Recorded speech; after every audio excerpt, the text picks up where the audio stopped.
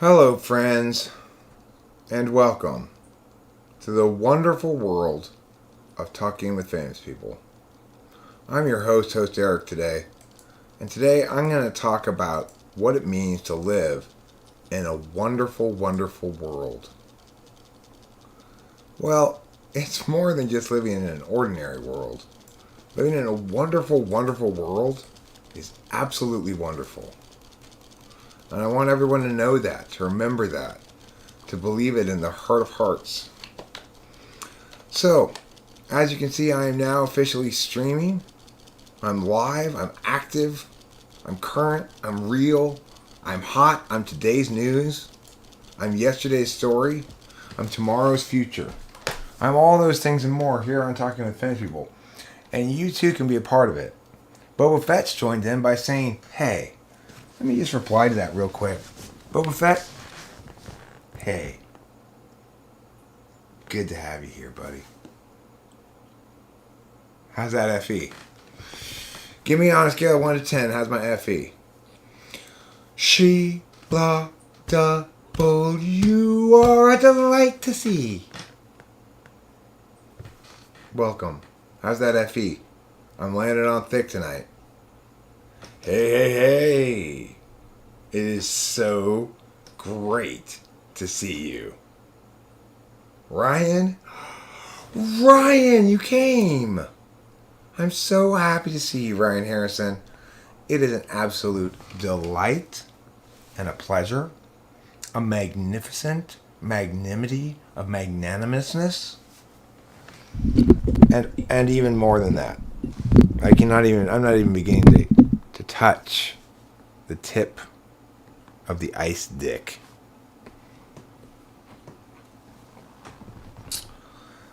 I'm an ENT jumper. I jump, I dance, I sing, I play. I blast, I sleep.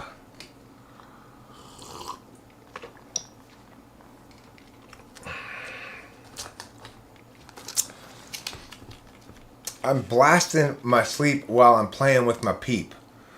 That's a rap I made about Easter right now. So anyway, let's talk. Let's seriously talk. Mac Daddy. It is so good to see you. Have I mentioned that you're one of my all-time favorite viewers? It's true. Welcome to Talking with Famous People. It's an absolute pleasure to have you here. Let's find out what your animal is, whether it's blasting or playing or sleeping. We're going to check to see if your animal is masculine or feminine. And then we'll know your full, whether you're subtype 412, subtype 413, subtype 414. We'll get it all figured out, okay? You just need to take my 6 months class. Manipulating? Hey. This is me we're talking about here, okay? This is me we're talking about. I'm not manipulative at all, okay?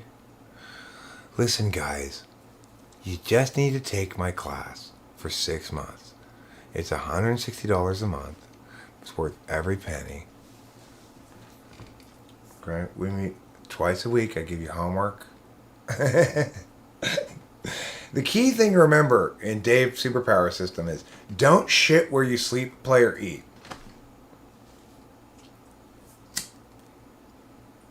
Hey, Sheila. Hey. Are you saying you don't believe my fake FE? Sheila, come on. This is me we're talking about. This is you and me we're talking about here. Okay? You know, you're my all-time favorite viewer, right? It's true.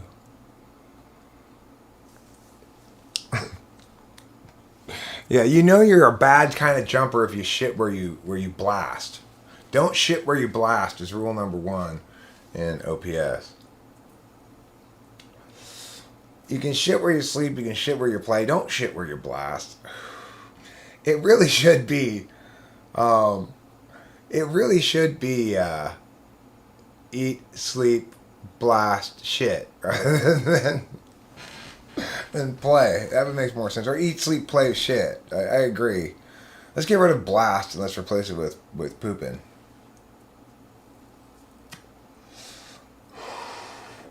You know, today I typed an ENTP. And I'm hopeful, you know, I may have to cut out a little section of the video, but I think I'll end up publishing it. But it was pretty hilarious.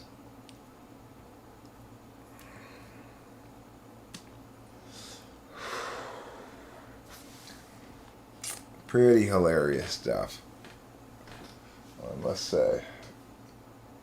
He totally didn't. I didn't think he was going to be an ENTP when I first started talking to him. I thought, okay, this guy's an ESTP, but he's so an ENTP. His name, you may know him. He leaves comments and stuff sometimes, or he's like tried to start fights with me before and stuff, you know. Understandably being an ENTP, but his name's Clayton McCork or something like that. Clayton something. Oh, thanks, InkV. I appreciate it a great deal. That's very kind of you to say. Thank you for mentioning that. I'm always very gratified when people say they like any of my music. It's what I care about most, but it's not what I'm best at, I guess. You know? Or it's not what I'm most recognized for, anyway.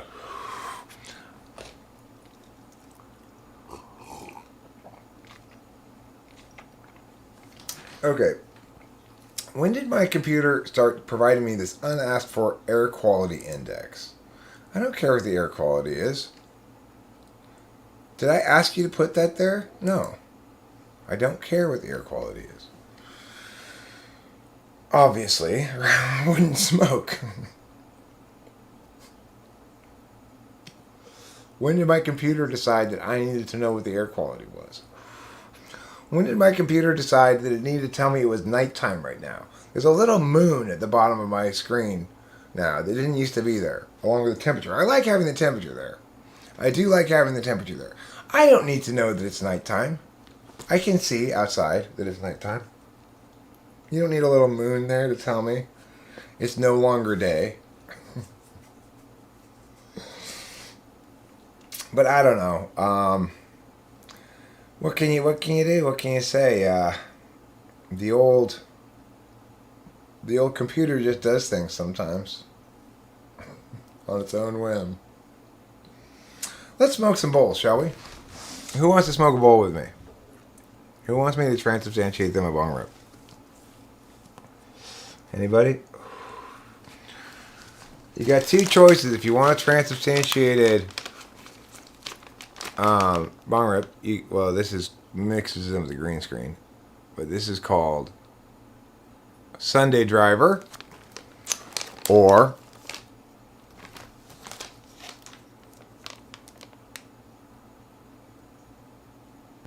GMO. Okay, which one do you want? Sheila, you want the GMO or you want the Sunday Driver?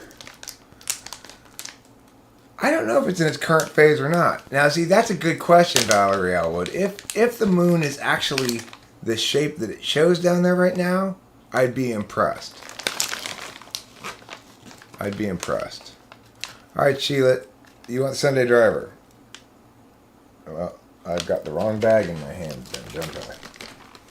Yes, this is the Sunday Driver.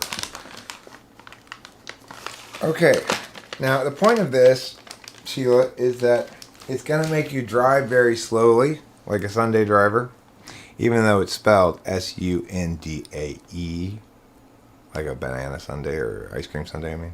Banana split or whatever. Hi, Oliver Linehan. But the key thing to warn you about is if you're going to go driving shortly, go somewhere where there's a low speed limit because you're going to be driving slow and looking at the sights. That's why it's called Sunday Driver.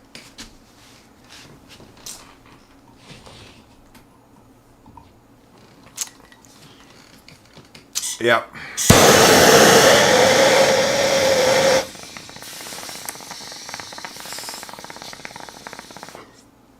Today these half ounces are about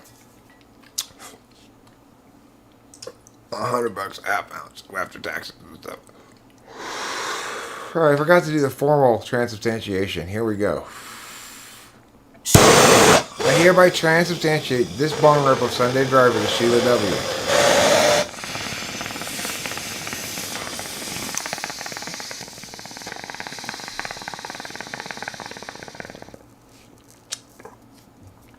That was a pretty good one. Sheila, you kind of scored there.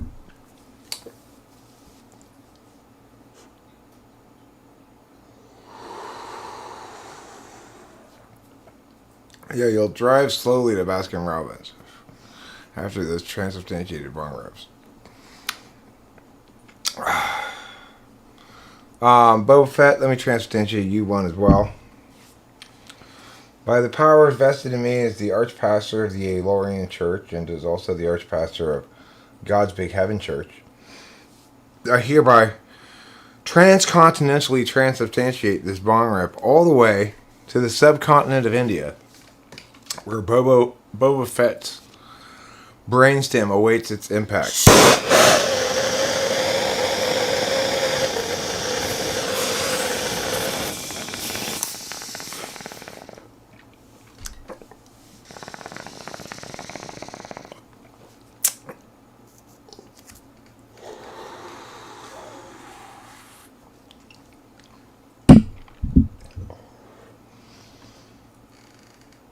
Lordy Lord, Lord have mercy on my soul.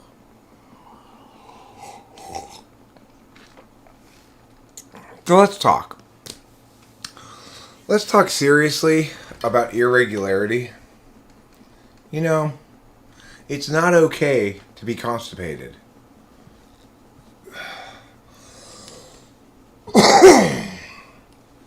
Am I a Sigma male? No. The thing is, I don't really ascribe to those wolf male things like alpha male, beta male, sigma male. If I were to ascribe to one of them, I would probably say most people would call me alpha male. But did I hear about John McAfee? No, what about him? Did he eat too much cheese? Despite his lactose intolerance? I don't really know what those things are, per se. I do know that, oh,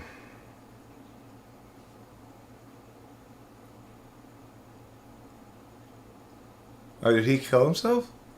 I didn't know that. The full lore has gammas, deltas, and omegas as well, and the classification betas have it pretty good. Really? So who has it worst? Gammas, deltas, or omegas? Yeah, I know, Epstein.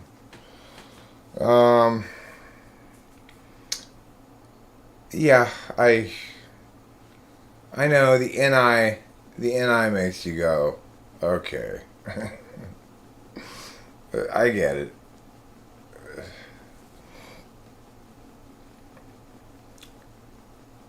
You are correct, duality. Semen retention is not a good idea.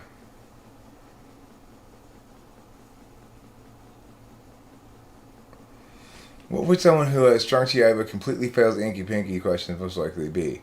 ISTP.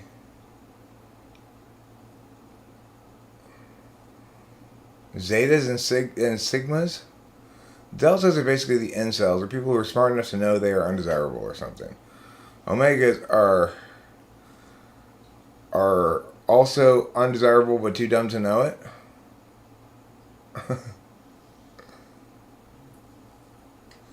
Yeah, well, semen retention is a good way to make sure you have exaggerated prostate problems when you get older. If you'd like to experience that. I already have to pee too much. But you know what? I think maybe the reason I have to pee too much is because I was a drunk for so many years, rather than it being so much about prostate issues. Gammas are basically normies. Betas are socially successful normies. Alphas are leaders. Sigmas are don't give a fuck. Huh.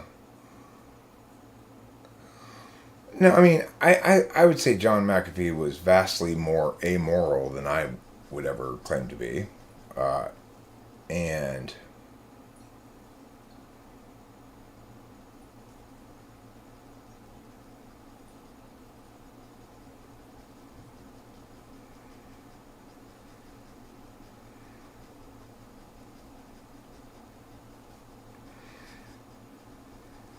oh,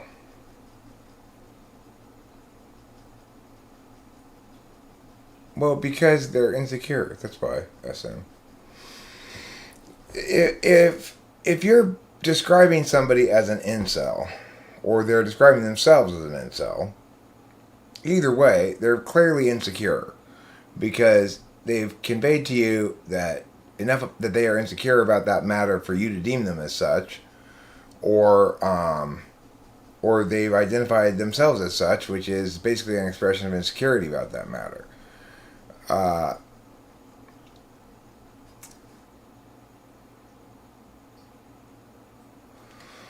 Obviously, here's the deal.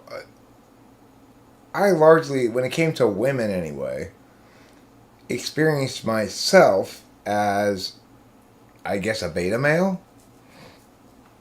for most of my life.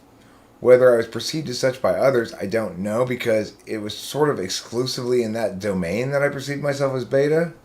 Like, I never thought I was attractive to women or thought that women were interested in me at all.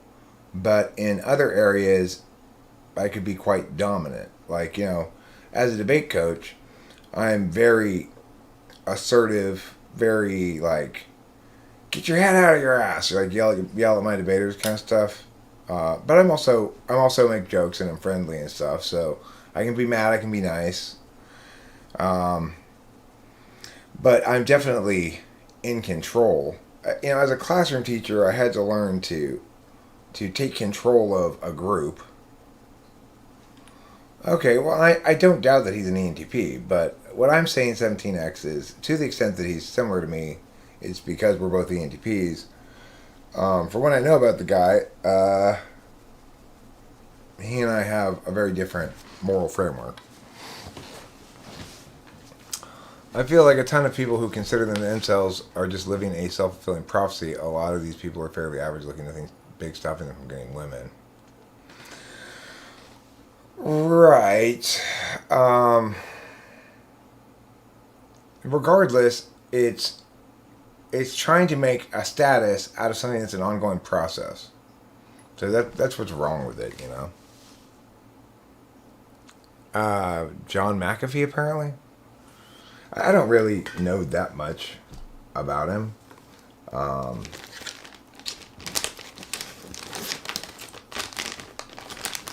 But I know that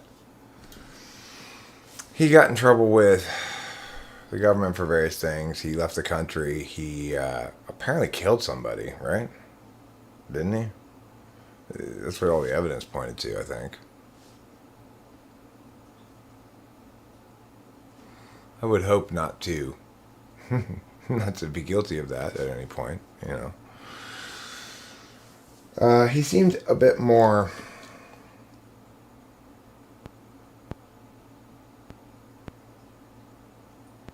run roughshod than me. It's like I feel like I have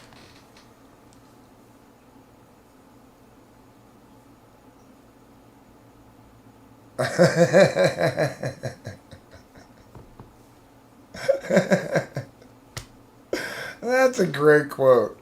Enough of the whale fucking is non-consensual bullshit. A humpback whale weighs 70,000 pounds and can crush ships with a single swipe of his tail.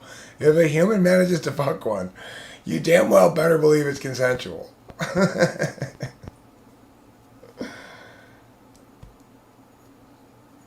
Yeah, interesting guy. I agree. Great quote.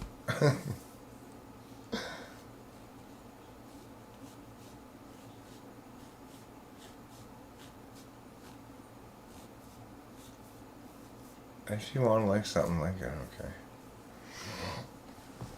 I trust your judgment. Um, yeah, that's a very TI tool functioning thing to say. Do you have any thoughts on anarchism, and if so, what are they? What are your initial reactions to the word? What the hell, 17X? Uh-uh. No. Don't be a douche.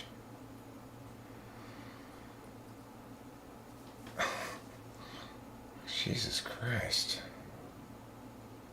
My initial thoughts in response to anarchism are NFP. Like, it doesn't withstand any scrutiny because the problem always exists in the same fashion, which is, what do you do when rights are violated? An anarchic society is one in which each individual, presumably household, the only way they can conceivably work is that each household is independently responsible for enforcing the preservation of their own rights. And the thing is,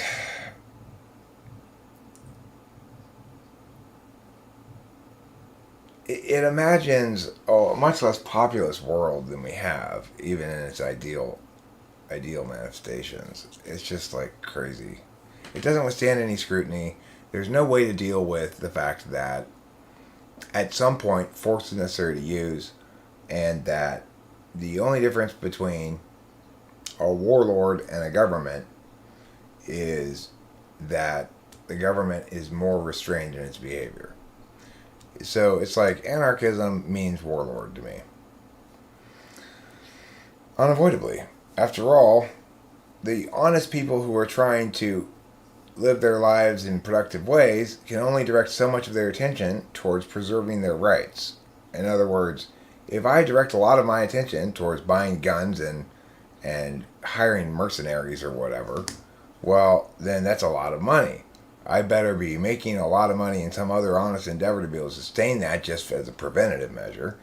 Most likely, I'm going to think, okay, with all this money invested in all this militarization, I should take advantage of it and start exercising control, governance over this area. Someone's going to seek governance, you know, whether people want it or not. So the idea that anarchy is somehow an actual, like, thing you can plan, which is just insane, right? Like, let's sort of peel back government until there's none. Or let's just abandon it entirely. It's like, it's so silly. As soon as you get rid of it, all the things that are necessary parts of it require any group functioning as a group to reinvent them again. So it's like, why? What do you? It's just silly. That's what I think about it. Is it's just plain silly.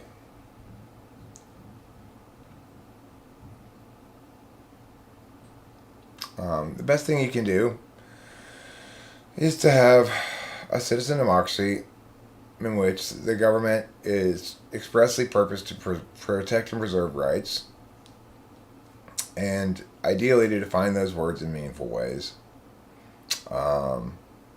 But also to be pragmatic and understand that any totalizing dogma is a problem and is a form of totalitarianism, ultimately. And that includes a purely rights preservation framework. Like, if you go straight up libertarian, you're denying the reality that the status quo we have is what it is, and we have to take action in that status quo. We can't pretend like one of our choices is to set up the ideal world that you model, right? So I just think that it's childish. It's a childish way of engaging politically, ultimately.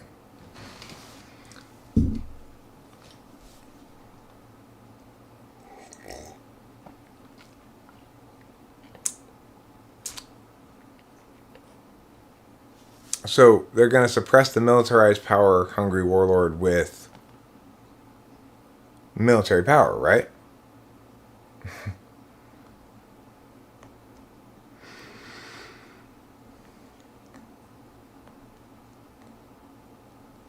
I mean, it is true that people and organizations can collaboratively work together to suppress militarized power by power hungry warlords, and they do that by having things like a police force and a government.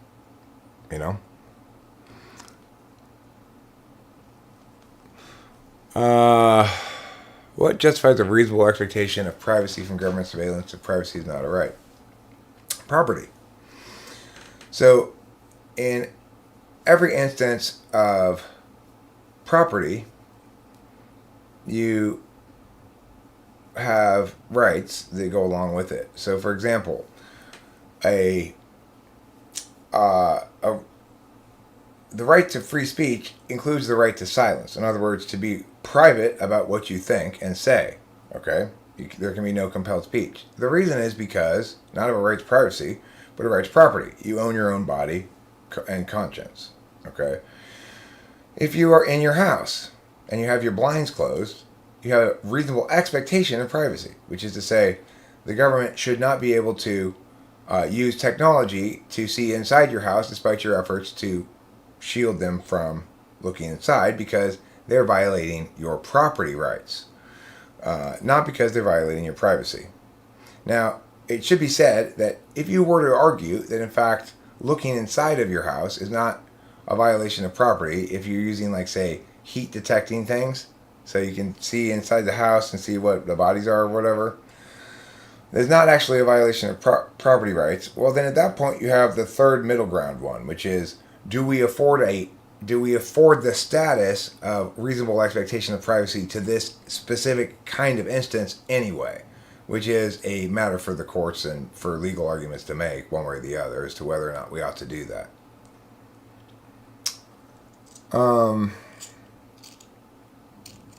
I don't worry about corporations knowing things about me because, I mean, I may have been fed some one side of the argument about McAfee and not seen the other. It's possible.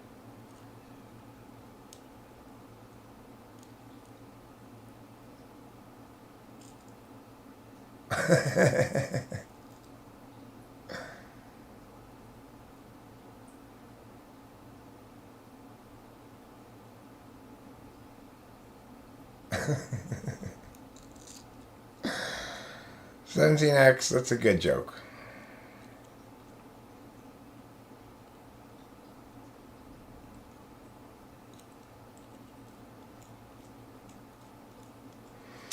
Well, I mean, it seems appealing to people who haven't worked for anything, right? If you've worked all your life to finally pay off the house you own after paying the mortgage for 30 years, the idea of your property being stolen is deeply offensive, right? For people who work really hard to earn their money and then choose to use that money to buy things, the idea that those things aren't their property is deeply, deeply offensive. It's just people who don't work who think that property is a bad idea, or people who do work hard and are very possessive of their own property, but are very illogical and say, in general, property is bad. So that's why it's appealing. It's because either T.I. Polar or, I mean, I don't know. It's an idiotic notion. You wouldn't be able to communicate with me right now if you didn't have control of the property that you're using to communicate this silly notion, right? Your capacity to communicate with me right now can be attributed directly to the feat of glorious capitalism. And there's just no disputing it. We're each using products and systems devised and developed by companies for profit in order to have a more robust conversation than any other random two people in human history have ever been able to have. So, no.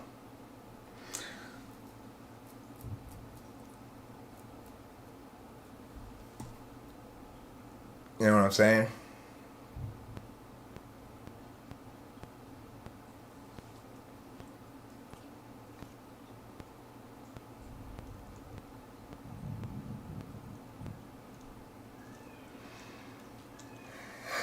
Well, I mean, then what you want to explore is cognitive functions, Eli. In other words, cognitive functions explain why people think what they think. Watch the most recent video of that I've typed up an ENFP. Her name's Monica with a K, Monika. If you do a channel search on my channel for Monica, fast forward to I don't know exactly where, but when I ask the TI questions, the basic logic questions, and watch how she responds to them, and you'll understand that, oh, there's people who have extroverted intuition, like you and me, but who have the exact opposite kind of calculus. That is to say, instead of breaking things down into clear binary definitions and deciding statuses in that fashion logically, they are designed to calculate a much more high resolution kind of data. So I'm watching this show right now called Manifest, and I think it's very revelatory about introverted feeling kind of calculations that need to be made, and how challenging those calculations can be, and why they need their own kind of deliberation function. So if you think about this show, okay, there's a show called Manifest. Manifest is a show in which you imagine, you know how that one plane disappeared, that Malaysian flight disappeared? Well, it's like that, except the people on the plane don't experience any disappearance. They just land as normal, except it's 5 years later from when they took off, okay? So you're all on the plane. There's like an event in the middle of the plane that's unexpected, but then in the ride, but then still they just land as normal, thinking a few hours have passed, and really it's been 5 years, okay? Now, here are the relationships that occur in this show. So there's a family, a husband, a wife, and 2 kids, twins, a girl and a boy. The boy's got leukemia. Okay, Dad and the boy stay behind while Mom and the girl go on the first flight. And Dad and the boy go on this flight that gets lost for five years. Okay. Well, whatever. It doesn't matter, Nicholas Watson. That's not the point. That's not what I'm talking about. Okay, so the key element here is when the husband and the son get back, the wife and the daughter mourned them for a couple of years, and then she started dating this other guy named Danny, and Danny and the daughter became close, and he became like a good stepfather, you know. Well, now all of a sudden, husband and son come back, and there's, you know, it's like there's a scene at some point where you see Danny, and it happens way later in the show than when it happens in the linear time procession of the show. But he watches as his woman watches TV and learns that the people on this flight have come back, you know, and he's like, I'm gonna go. And there's, you know, it's like she's so, but when we first begin the show, he comes back with the son, and there's the wife and there's the daughter to meet him, and they're so happy and blah blah blah, and except then you learn that actually she's got another guy already. She's moved on, but she wants to go back to her husband. She says she has to, etc., etc. Well, this is a kind of an FI calculation, right? It's like she's got a big, huge FI challenge. She's, on the one hand, chooses this new life that she's finally settled into, which she's happy. She loves this new guy. Her daughter loves him, and they're working together as basically a new family, you know. And then the old family comes back, the husband and the son. Now, the son's got cancer, and so they come kind of as a package too, right? It's like the wife's gonna either go make her family whole again or not. That's a hugely challenging FI kind of calculus. And hi ASDFSASD, thank you. And also, you're watching the show too, Tristan. And then, of course, there's an equivalent relationship. Hi, Shreds McGee. an equivalent relationship where the sister of the husband, she's flying back from on the same flight with the husband and the son, and she's going to tell her fiance, "Yes, I will marry you," or her boyfriend, yeah, who's proposed, "Yes, I will marry you," and and uh, and then when she gets back, well, he too has moved on. He waited 2 years or so, and then he started dating her best friend, and they got married. And so the thing is, when they first come back, the wife takes back the husband, and the sister acknowledges that she's lost out the opportunity to marry this guy, and now he's moved on. But it turns out that this guy actually still loves her, whereas the wife really loves the new guy. It's a very FI complicated equation in general. And it's really been kind of like heart pounding for me to watch, because I keep thinking like the wife's cheating on him and getting like emotionally like mad about it or something, but then she's not really. And then like, should Danny take her back now? So now it's like she's in the show, where I am in the show, spoiler alert, she's basically said to the husband, "You know what, this isn't going to work." But I haven't yet seen what's going to happen with Danny. So if she goes and says to Danny, "Okay, will you take me back now?" Would you take her back? That's the question I'm interested in, Freddie Forgiato. And that's what Rachel and I were talking about earlier. If you're Danny in that situation, she's ended your relationship and gone back to her husband and cancer boy for a few weeks now, and was really like not even really responding to your text for the first week or two, and now she decided she doesn't want to be with her husband anymore, blah blah blah, but she's already slept with him, right? And then she wants to go back to Danny. Would you take her back? Logically, I would say there's no reason not to, given this impossibly weird circumstance, right?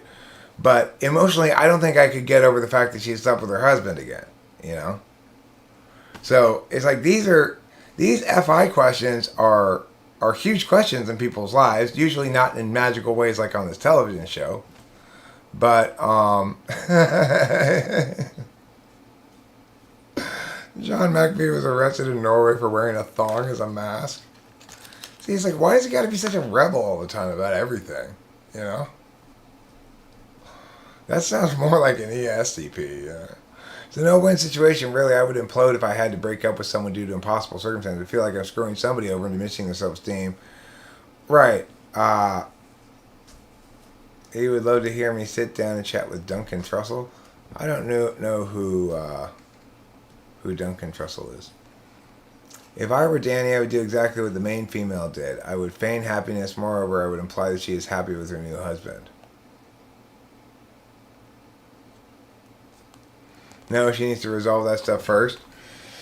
I mean, it's tough because her daughter really loves Danny a lot too, and Danny likes the daughter a lot, and they've got their hobbies they do together. They go rock climbing together and stuff, and he's a good stepdad. So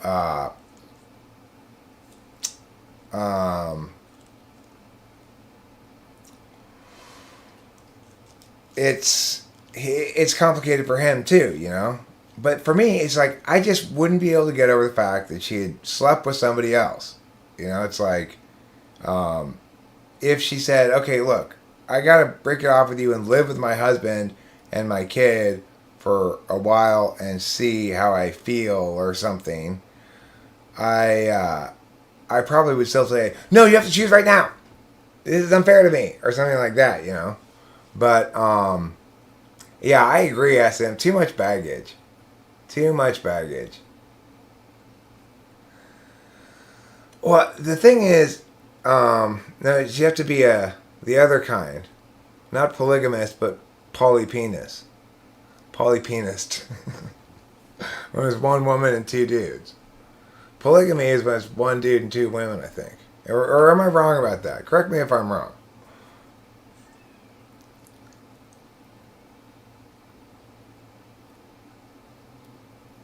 You don't care about sleeping with someone else? That doesn't bother you? It's like that's not a deal breaker? It's like as long as she didn't sleep with the guy if she needed a couple weeks to straighten out her shit or something and they cohabited and I trusted her, I could get over that, you know? But I couldn't get over it if she ended up sleeping with the guy. Polyamorous, says Marge, 2 husbands. I prefer my term, polypenist.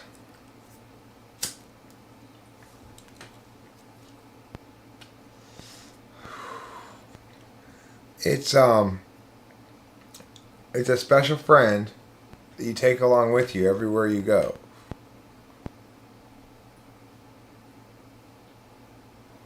So anyway, but the woman who plays the wife is an incredibly good actress. It's like you can just see this horrible conflict playing out within her.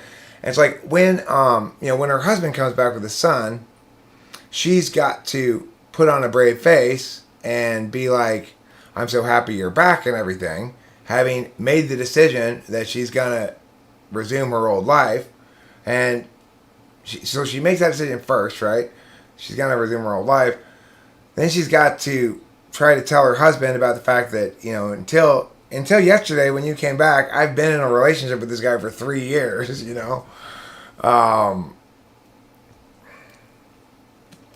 Polygamy versus polyandry. Polyandry is the other word, yeah. That's right. Thank you, Carol Williams. You got it.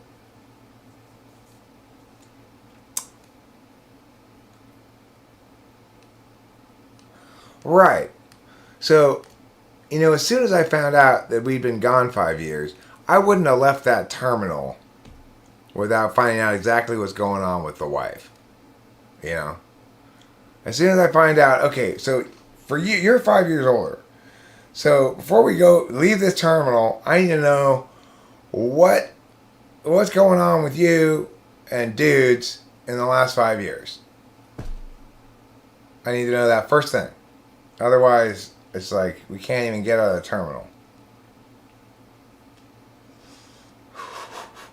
I like ASDFA.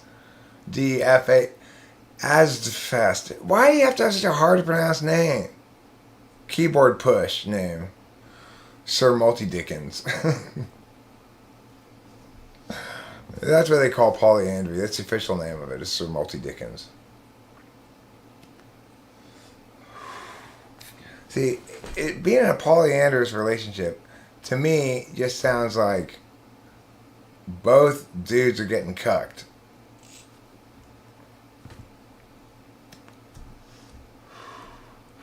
But see, that's the thing. It hasn't been 5 years for me. It's only been 3 hours since I took off on the plane. Well, that's the thing. It's like I need to know. Okay, for you, it's been 5 years. Have you gotten over me and started a new relationship? If so, I understand.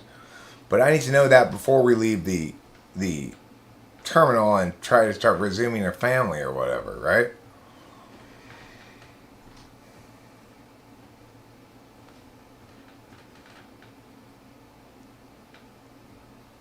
What, keyboard push? Oh, Asdfast. Asdfast. That's a good name.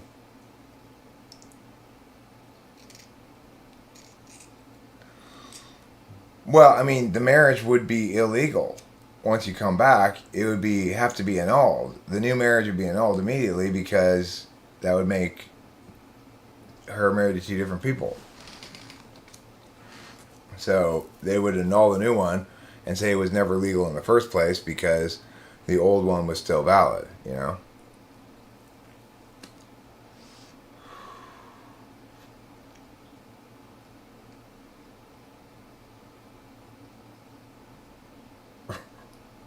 Considering my love for Mommy's Wah Woo Wee Wah, that 5-year extension would be a great little treat.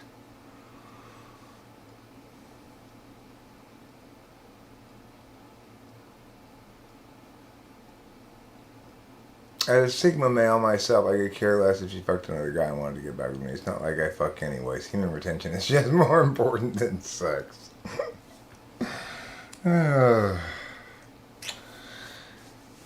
That there's crazy talk. Okay, well, 17X, maybe you're right. I don't know. I don't care that much.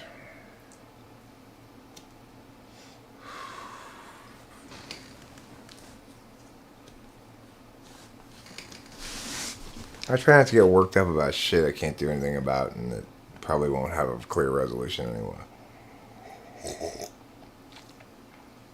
You know what I'm saying? Yeah, yeah, yeah.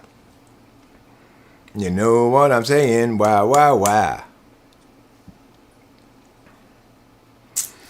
So, I mean, like, her point is, at the beginning of the show, is like, this is the father of my children. This is the man I fell in love with. And the key thing is, she's got that added element of the cancer boy, who's maybe only got 6 months left. So, and she and the husband had been fighting that fight for the boy's entire life together. And so you can see why it's Bill Cosby got off. He's a free man. Well, I mean, you mean he got out, is what you're saying, right?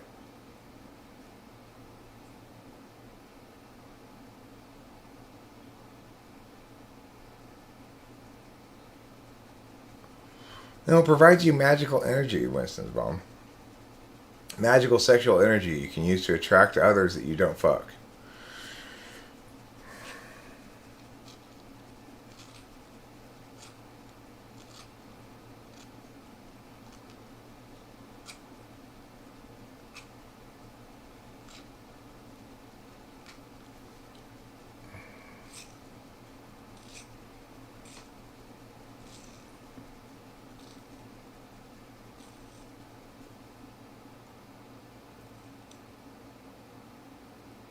He said that and then purportedly killed himself? Wow. That's very striking. And let me guess, they lost the tape or something, right? Oh, the cameras malfunctioned at exactly those 5 minutes.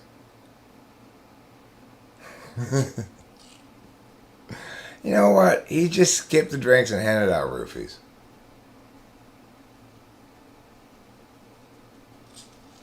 Ba-da-da-da-da-da-da.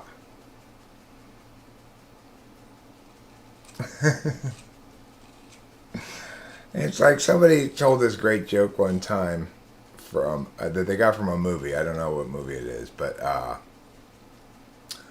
they said, I don't see what everybody complains about roofie sex for. It's like you get laid and a good night's sleep.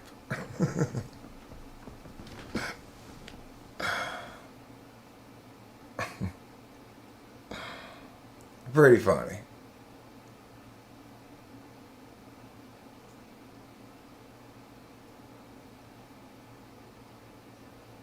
No, I've never been roofied. I'm not actually suggesting it. I'm just making jokes about it. I've never been roofied. I don't know why anybody would want to roofie me.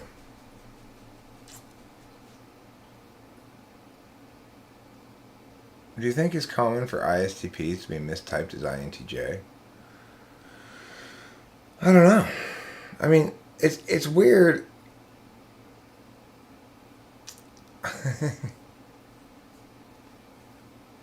You guys are pretty on tonight, chat. I gotta say. Um,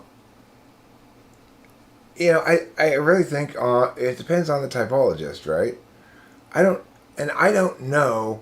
Like, okay, what is C.S. Joseph likely to mistype an ISTP as? I don't know the answer to that question.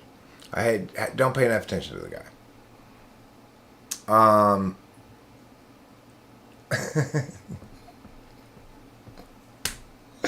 Sigma male breakfast: banana, fresh breast milk, 50 milligrams of Adderall. um, I guess it's a joke best made by a girl.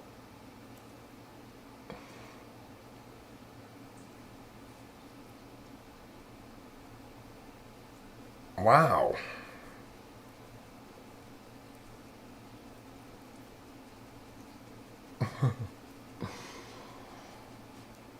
So people come to me, like, there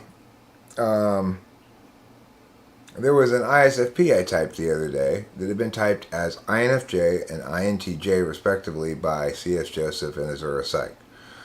Is that indicative of the fact that a Zero-Psych usually types ISTPs as INTJs? I don't know. Could be an anomaly. Winston's mom, what do you think about that typing? Did you agree with me or him? Or is Zero-Psych? Zero-Psych's another INTJ, like Winston's mom. I'm curious as to whether Winston's mom agreed with me that that guy was an ISFP, or with a Zero-Psych who said that guy was an INTJ.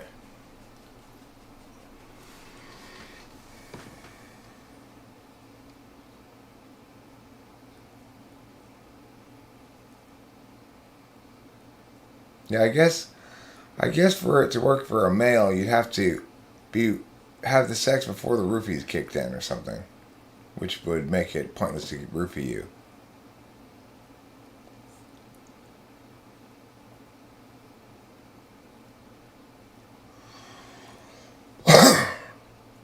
Getting messages from U.S. officials saying, in effect, we're going for it. Well, I mean, but what's the actual evidence from the cell or whatever? Like, what's the footage show?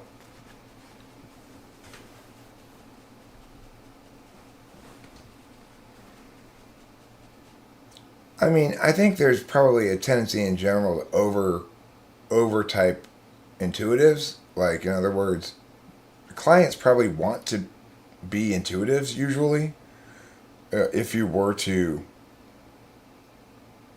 try to get that, and it's generally the case that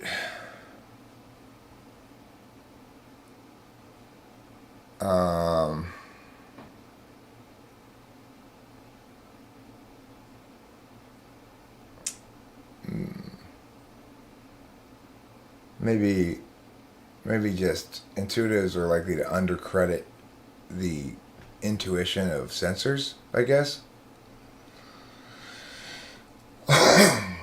Underestimate sensors in general.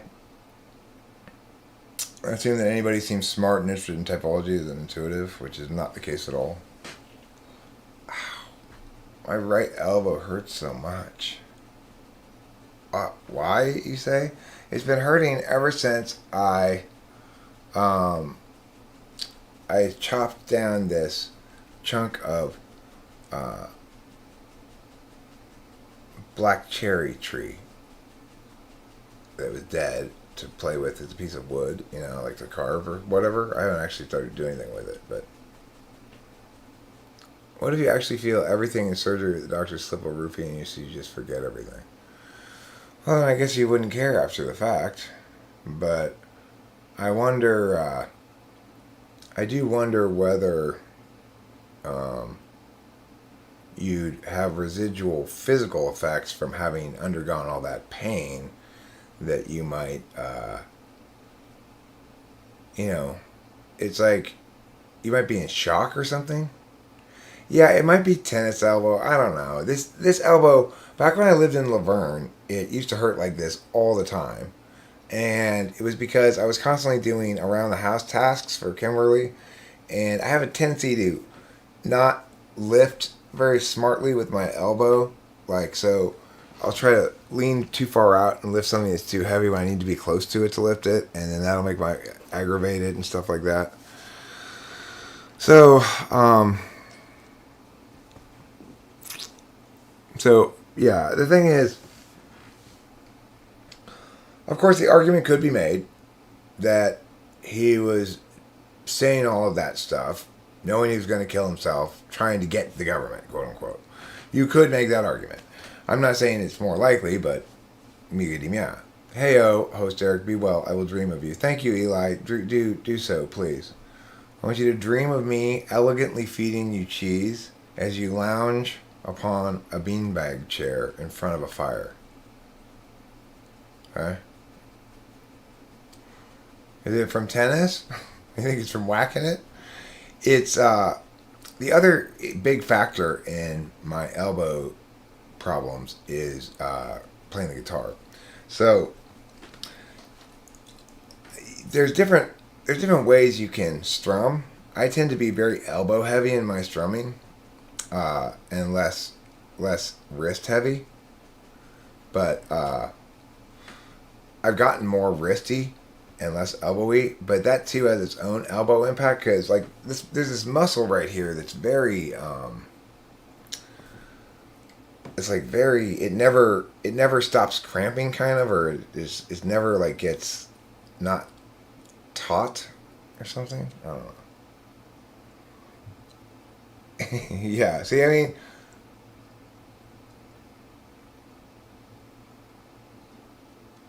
what more it says there is unfortunately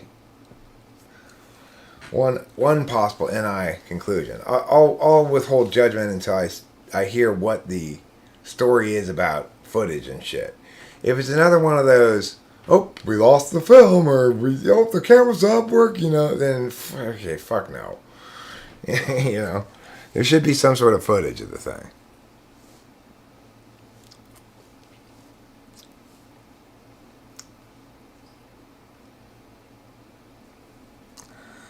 SM says CSJ gives me vibes of a little boy who got caught stealing from the cookie jar. There's chocolate all over his little hands and he keeps insisting it wasn't him.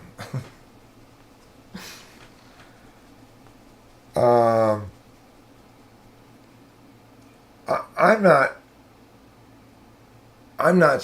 I don't know really enough about the guy to say whether I'm a lot like him or not.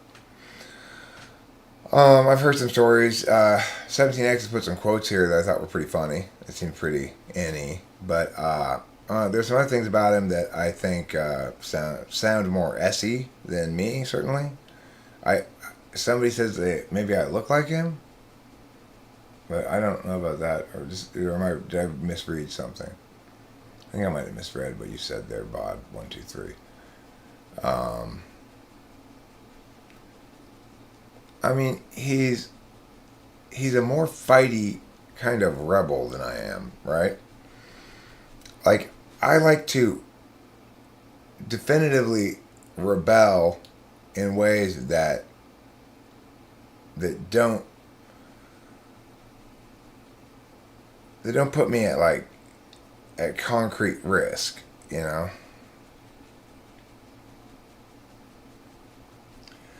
thing is, there's a difference between a very principled person who's interested in politics in a very principled way and a businessman whose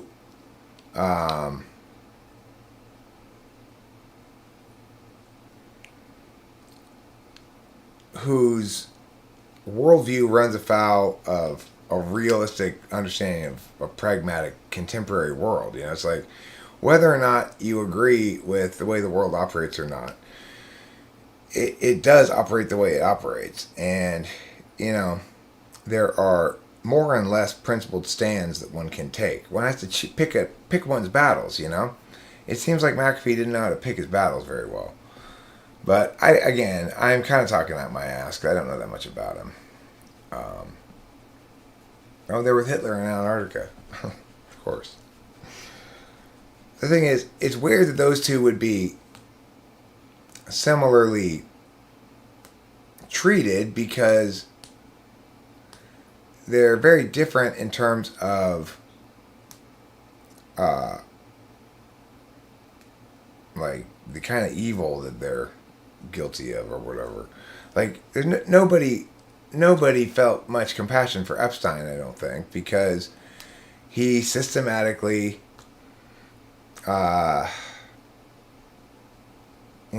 used young women, very young women and girls for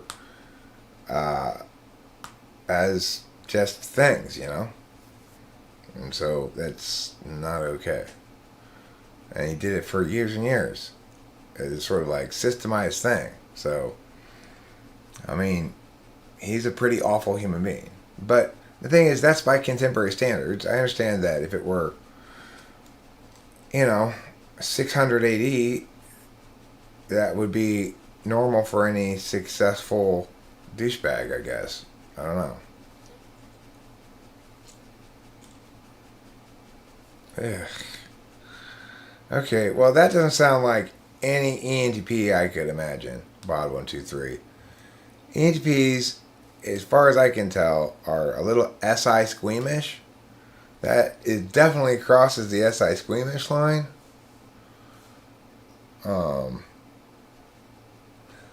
I'm super SI squeamish. Like,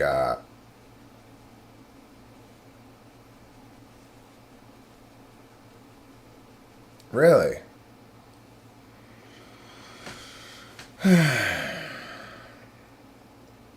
ENFJs, they can be quite alluring, I guess, to some people.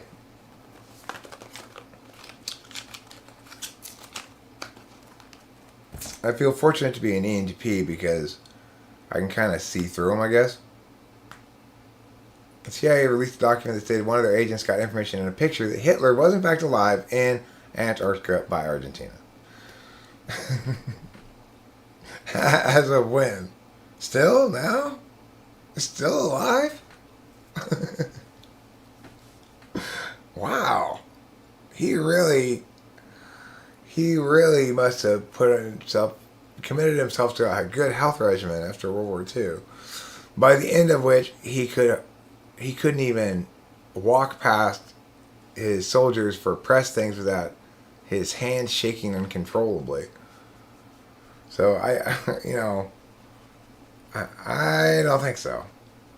I think that's a little bit okay. Well, now if Elvis is with him, then fine. If Elvis is there, then it makes sense because Elvis would do everything he could to keep him healthy, I'm sure.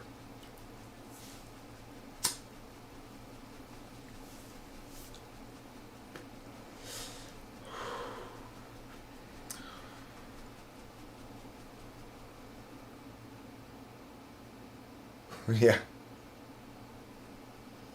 As Oliver Linehan says.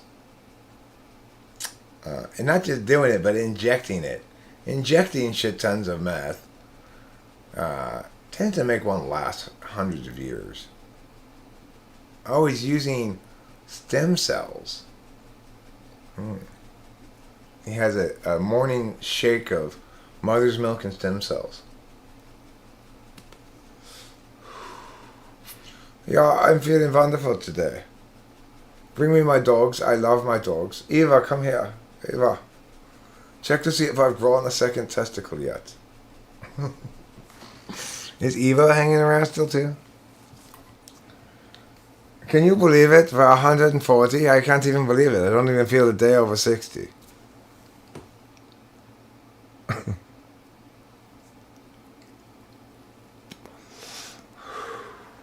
How old was he when he, at the end of World War II? Anybody know? I'm curious how old he'd be today. What year was he born in? It's a little different though, Tristan.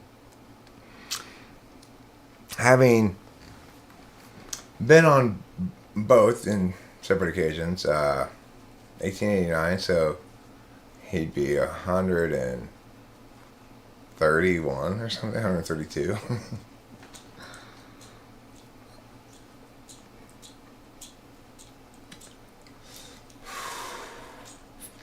And I feel wonderful. I feel absolutely wonderful.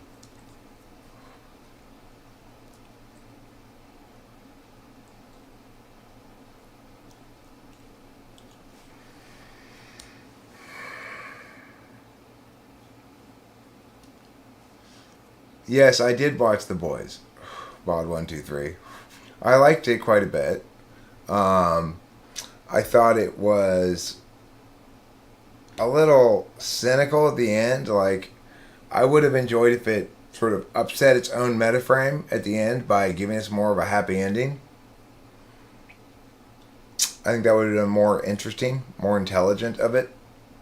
I think the ending it gave us was too consistent. Was too consistent with what you'd expect given its overarching sort of conceit, you know? So in that regard, I thought it was a little cheap and easy towards the end, but Billy? Who's Billy? I forget who Billy is. It's been a while since I watched it. I mean, been a couple months since I watched it. Who's Billy? What's his power or whatever?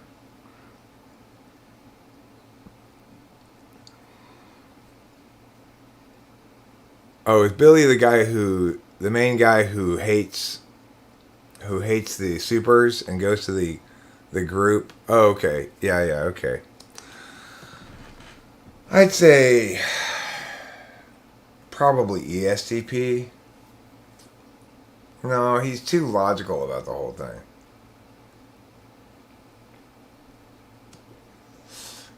But I agree, he's driven by this emotion, but he's mostly driven by the injustice of things, you know?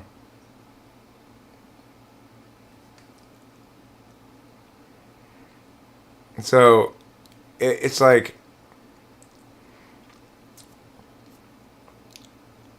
I don't like the message that evil wins and nothing you can do about it. I don't like that message. I don't want my shows to end with that message. And so, I mean, maybe that's just FI absolute value or something, but yeah, okay.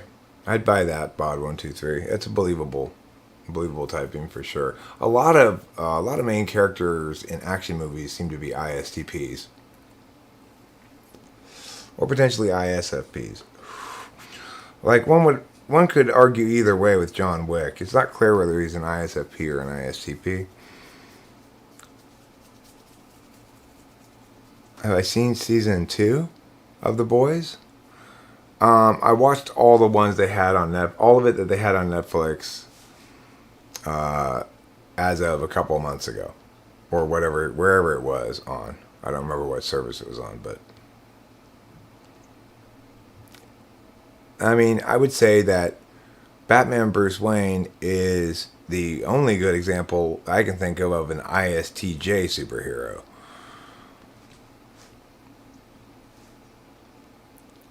Obviously, ISTPs are very common in anime as well.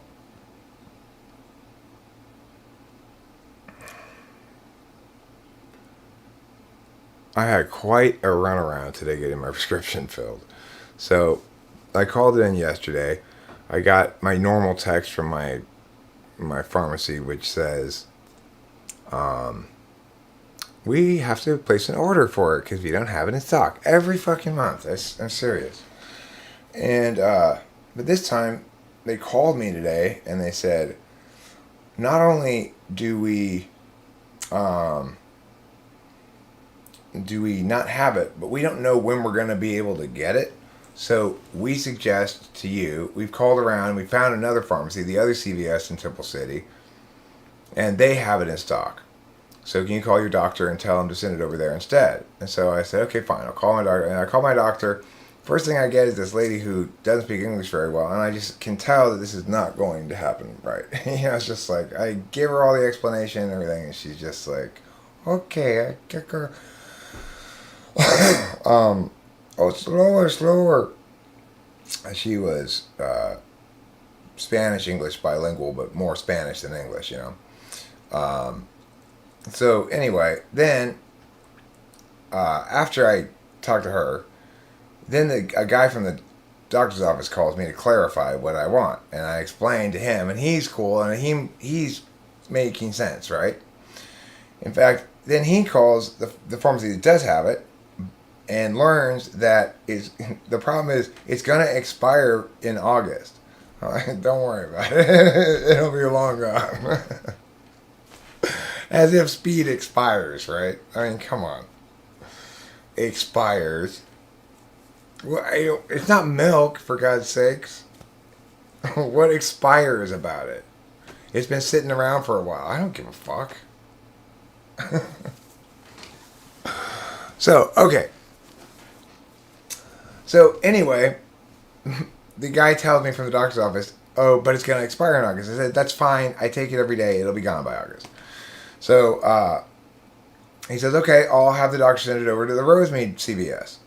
Then I get another text from the Los Angeles CVS saying, we have to order your prescription. And I'm like, what the hell?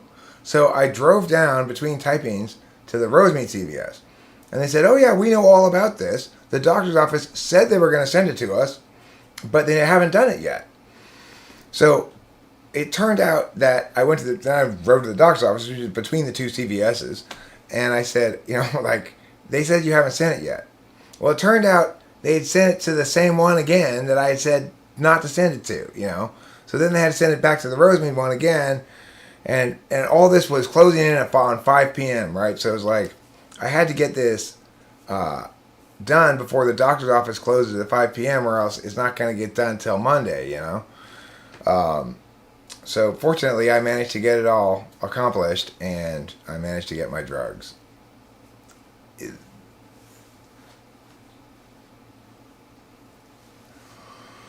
Well, usually I have to wait a couple of days. And then what they tell me is, well, call it in early.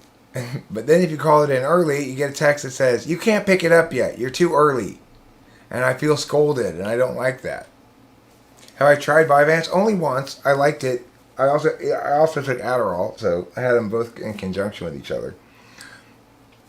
It's kind of a cloudier high, I guess you'd say. Like, kind of had that feel to me. If that explains anything. It probably doesn't really explain anything, but...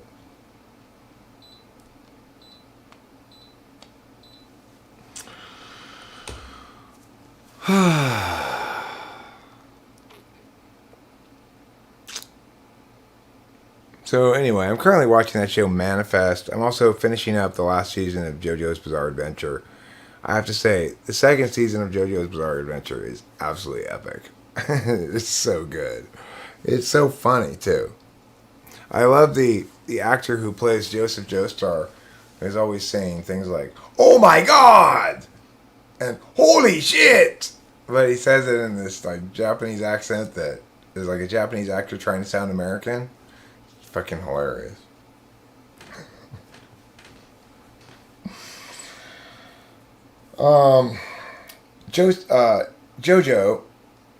Jotaro, he's obviously an ISTP, but then Josuke is probably...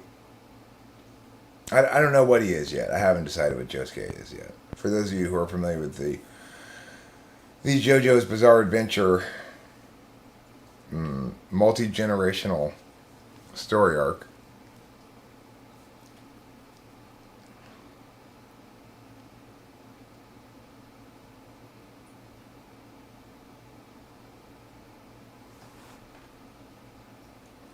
well, see, my doctor, who's an ISTP, is so on that shit. It's crazy. It's like I call it in and I get my text from the pharmacy saying I have to wait like an hour later. It's nuts. He's super on top of it. So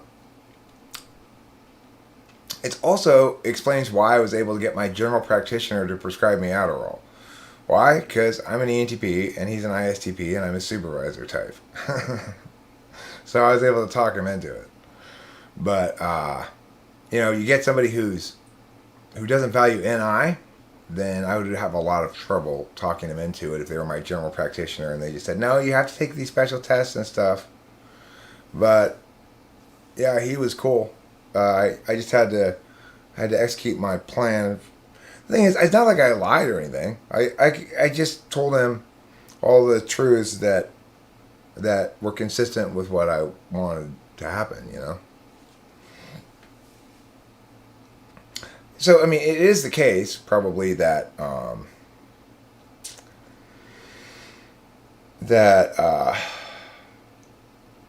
I qualify, I guess you'd say, as ADHD. Have I ever met any ISTPs that are not good at sports? Well, I don't know if Chloe... I don't know if Chloe, my ISTP student, is good at sports or not. I don't think her parents really have her in any sports. I'd be curious to talk to Grace, the ISTP, about whether she's good at sports. I didn't really ask her about that. ISTP dudes, they all tend to, at least if they're not good at sports, then they're into some sort of sporty thing like jet skiing or mountain biking or something like that. They're a lot more textbook SE in that regard than are ESTPs in general. But the fact is, there are still going to be ISTPs out there who don't meet that description at all. Like a lot of the student ISTPs, that I have just aren't involved in sports at all by their parents. It's like I got a lot of Chinese tiger parents, right? So whether like this kid I coached in interview skills one time was an ISTP who got a perfect score on the ACT. He wasn't involved in any sports, so his parents had him involved in all these other things that were going to get him into Harvard, not sports though. So I don't know. Do you know on that's not? I don't know. Did you write that sentence right? I'm not sure what you mean.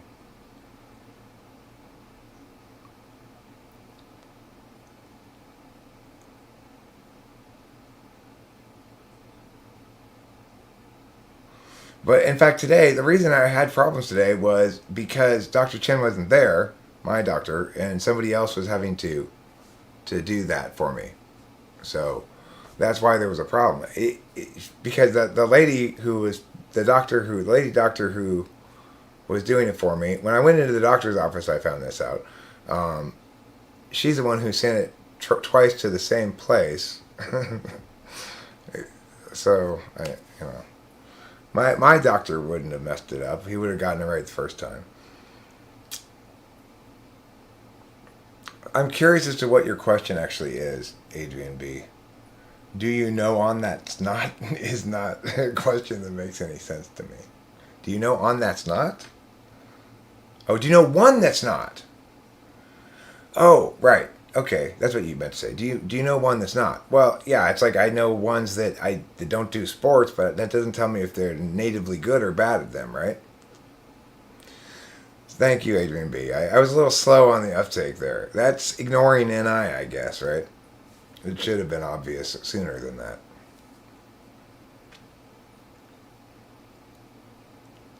Right. Yeah, so I do know ones that don't do sports, but that doesn't tell me anything about whether they're good at sports or not. The ones who do it seem to be good at it. Like if you look at like Jen Axial as an example, he seemed to be pretty good at it. What makes you think you're an ISTP, SM?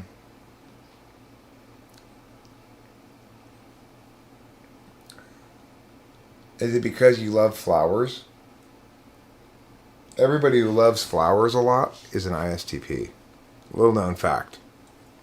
Little known facts being spread here tonight. The wisdom being spread.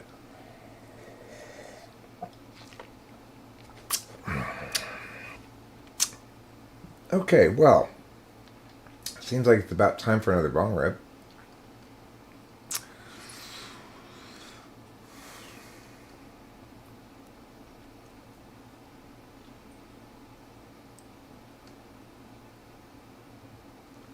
Do I overthink? I don't think of myself as someone who overthinks things. Or are you asking SM?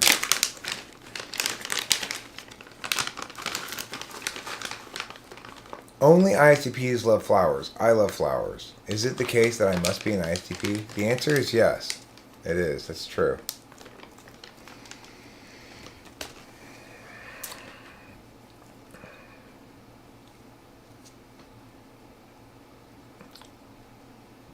The thing to remember is that's much better than the other way around. It would be sad if only flowers loved ISTPs. SE isn't always good at sports, but I have to say most professional athletes are SE. Yeah, the thing is that the SE link to sports is not a good linkage. There is a good linkage to this. Like, how likely are you to just sort of crash into something because you didn't notice it, or fall over because you just weren't paying attention or something. That tends to be a better correlate. SE people will be like unlikely if they're SE 1 or 2. I just typed a ESTP woman the other night, and she had that same question basically that many SE people I talk to ask, which is, but I'm not good at sports. Or whatever, objection, I guess you should say. When you ask TI questions, they usually do well. When you ask Inky questions, they fail miserably. I see. Well, Inky Pinkies aren't the only kind of NE questions I ask. How do you do when you ask questions like, how many uses can you think of for a stick of butter?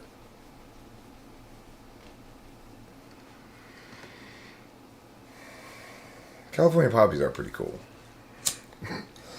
I appreciate you having an opinion on the flowers.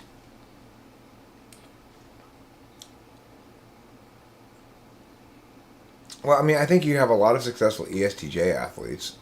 The sixth slot SE of the ESTJ is about as good as SE gets. That and the sixth slot SE of the ESFJ. ESFJ, ESTJ, they both follow through on what they say they're going to do really well.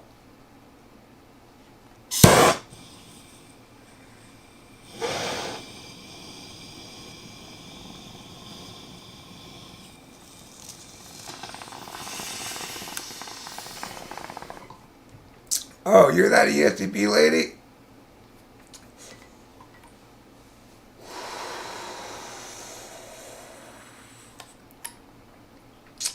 That was a cool typing. We didn't record it, huh? I wish we had recorded that one.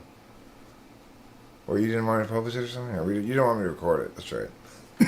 So I didn't record it, but that was a lot of fun. I typed in now here's a great thing also. I typed in ENTP today, who's super buff and works out a lot and is like a trainer, and will fit the description of ESTP a lot, but is definitely an ENTP. So I think he wants me to edit out a part of it, which I will do, but I'm hopeful that I'm going to be able to publish this one. It's with Clayton McCurrick. You may have recognized his name from comments and stuff. He's started various battles with me on several occasions in the past, I think. Oh, there he is right there. That was a lot of fun today. I gotta say, that was one of the more... Both you two, Carol and Clayton, were both a lot of fun. Sometimes typing in extroverts can be a little bit more fun for me because I get to sit back and take on less of the duties of the talking, I guess. Listening to Clayton just NE was delightful. It was so delightful because it was such an excellent example of how you can't use type description correlates to type people. You need to actually check their... oh, cool. Thanks, Carol. You need to actually check their functions, and then you'll find out what type they are, It doesn't matter that he's buff and looks like he's got like a surf shirt on that makes him look extra ESTP and stuff. The fact is, the functions don't lie. The guy's is any off the charts as I am, and there's just no denying that he's an ENTP. If you know what you're doing at all, anyway. It's like, I can imagine somebody else typing him as something else, though, depending on how they're typing.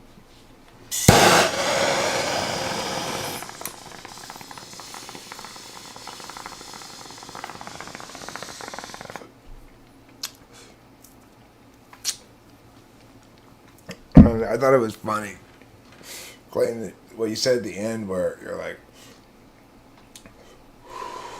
I was telling Rachel, I was like, no, I don't think you quite get how huge this is. He's an ENTP, and he said, I've learned the most from yours thing. He's not willing to say, of course, Eric, you're right about this, because he's going to have to reserve the deliberation process for himself. But that right there is like ENTP going, it may look to other people like a nod of the head, but from an ENTP like you, Clayton, I saw it for what it was, which is uh, a significant offering of respect, which I appreciate. Thank you.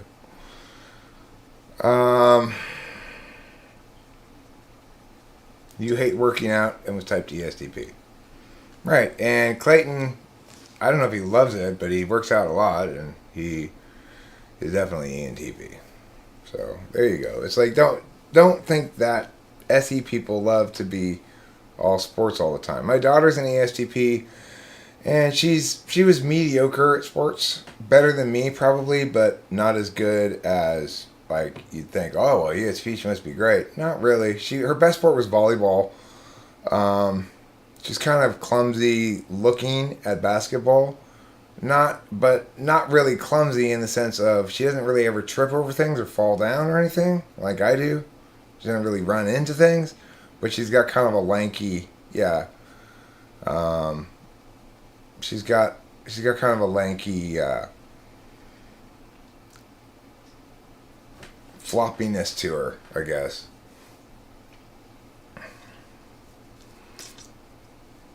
Anyway, she hurt her knee the other day. She's on crutches again. She hurt the same knee that she damaged badly in high school. She was playing pickup basketball with her boyfriend and some other people in high school, and she really like bent her knee like backwards like that, you know. Well, I'm more gangly. She's more lanky. Lanky has a more slinky quality to it, whereas gangly is more like if that explains things. I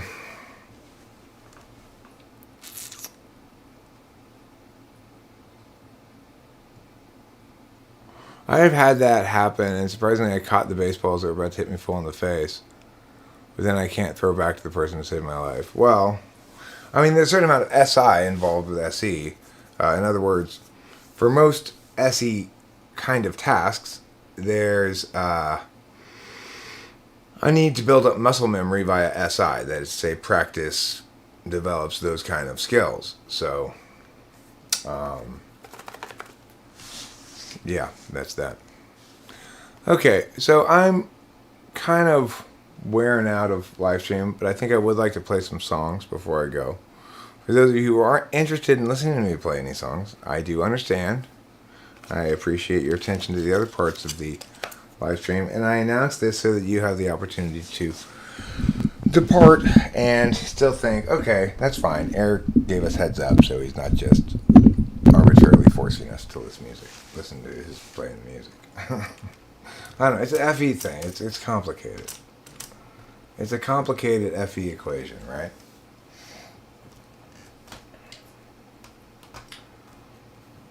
So I'm going to pull up here. I want to pull up the set list, and I'm going to put it up here where we can all look at it too.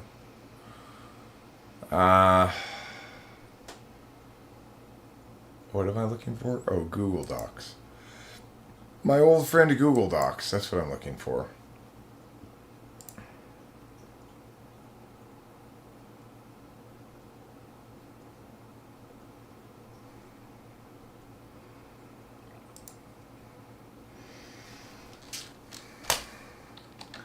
If you love to snoogle cocks, then you'll love Google Docs. Wow, that is so true, Eric. Like almost everything you say, it is so very, very true. Oh, good golly, dear Molly, where does all this truth come from? It comes from my loins, and it comes from my mind. It comes from my heart, and it comes all the time. This wondrous knowledge and truth that you hear It comes from my whispering lips, my dear. Do you like that song? No, Eric, it's way too egotistical. You can't sing that song. People are going to think you're an asswipe. But, I am an asswipe. Oh. Well, then fine. That's fine then. Then, in that consideration, then it's totally acceptable.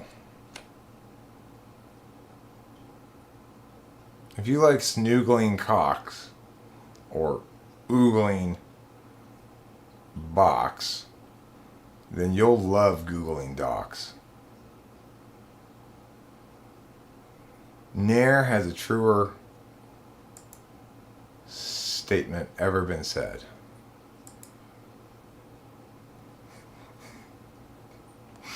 These are the kind of fun things that happen while Eric's trying to set something up while live streaming. Yeah, it's pretty important, what I'm saying right now. It's pretty huge, I guess you could say. It's huger than anything you've ever seen before. It would be fair to say, I guess. Wait. Boo failure, boo failure. Boo failure, I know you are not very popular. Failure is not as popular as it once was these days. Used to be you could count on good old failure to always bring in 50% of the vote at least. Nowadays it seems like not so much. Okay. Enough joking around, Eric. We're ready. We're ready to begin. Are you ready to begin as well? Well, let's find out. I'm going to see if I'm ready to begin right now. I might be ready to begin. Here we go.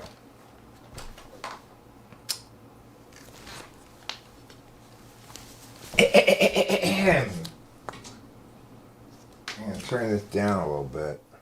It gets a little hot, you know. It gets a little too hot for TV. All right.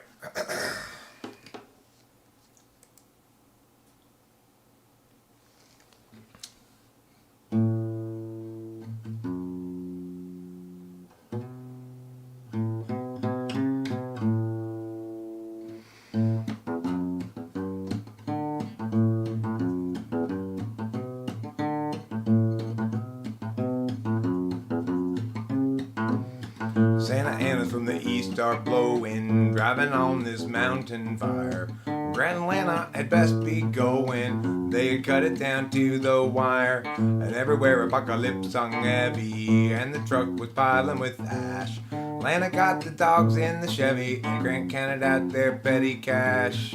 If times are ending, then time is bending. Flames rain down from the sky, while the dogs knock out with Grant exhausted. Atlanta stays awake to cry. 120 out but Labor Day, and that means cooking meat outdoors. Guy got distracted and fire got away. Now from Bradford to Arcadia they curse his name. Fire chased them west and down the incline until they reached the foothills below. Found a room cheap for the night online. At least now they had someplace to go. Tomorrow they'd evaluate their options now that their life had burned away. Atlanta's blister had a place in Laughlin. Wasn't really any more to say. If times are ending, then time is bending.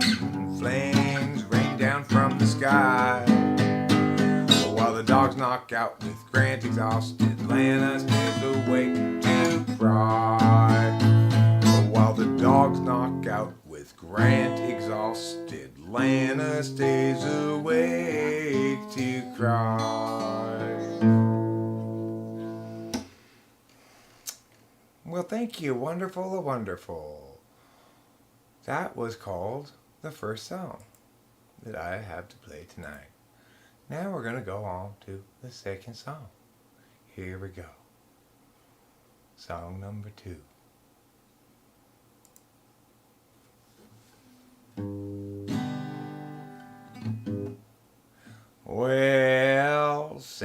story that need be told, and this is a song for an open road. Such a thing must always do its job.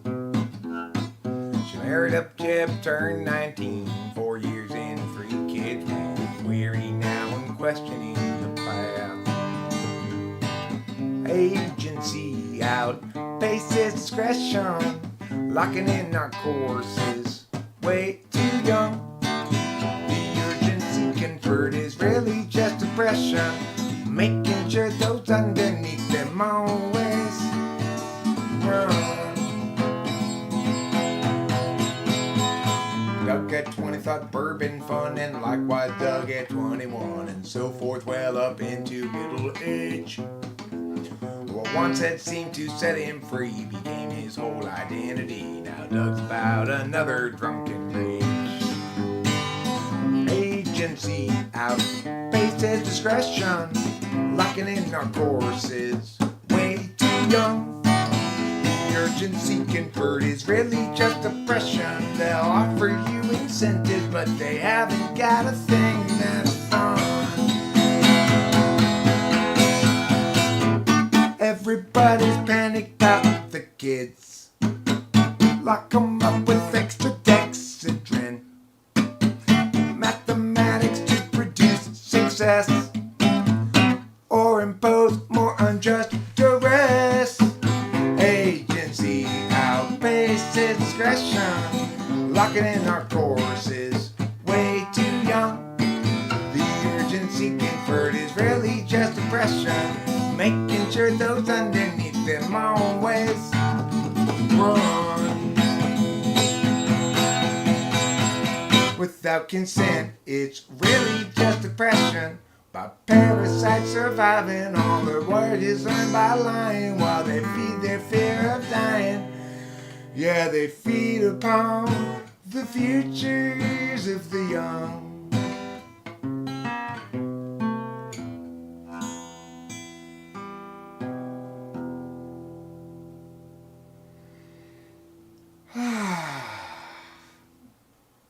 Well, that was satisfying. That felt good to play. I felt like, hey, nice job, Eric. Thanks, everyone.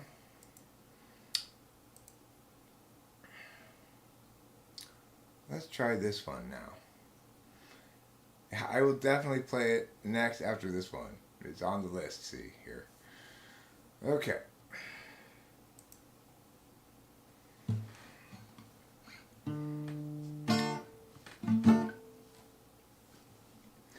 "30,000 days, too many expectations, not even worth a damn.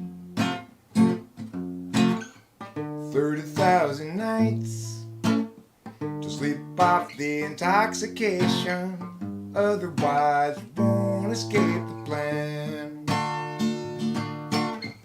I've wasted half my days trying another's ways. Who can tell me my priorities? Is there anybody knows the key? 'Cause I think I'm doing it wrong. Want direction and have all along.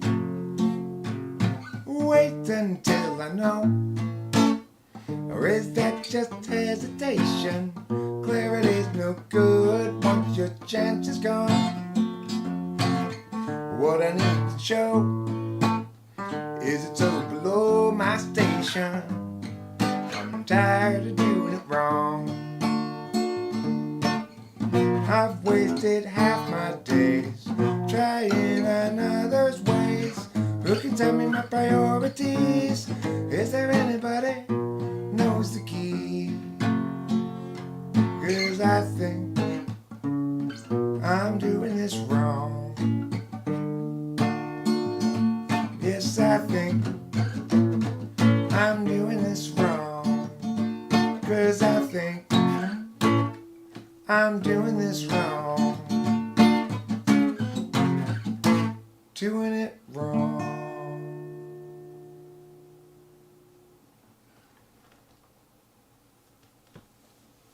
Me? Do I have 1,000,001 ideas all the time? Yeah. Pretty much. This one doesn't have any words or anything to look at.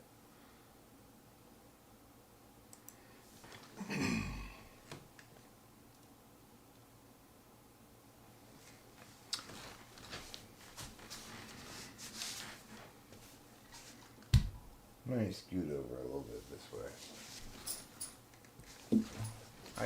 It's not only possible to move the camera, I can also move myself, you see. That's possible too.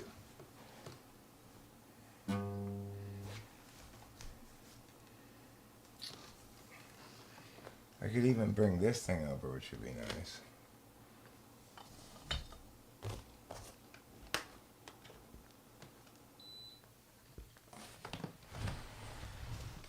There, a little ottoman here.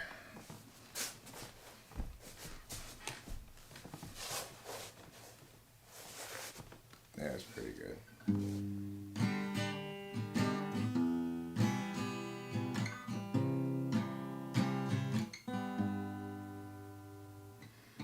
When I was younger, it seemed that everything gleamed.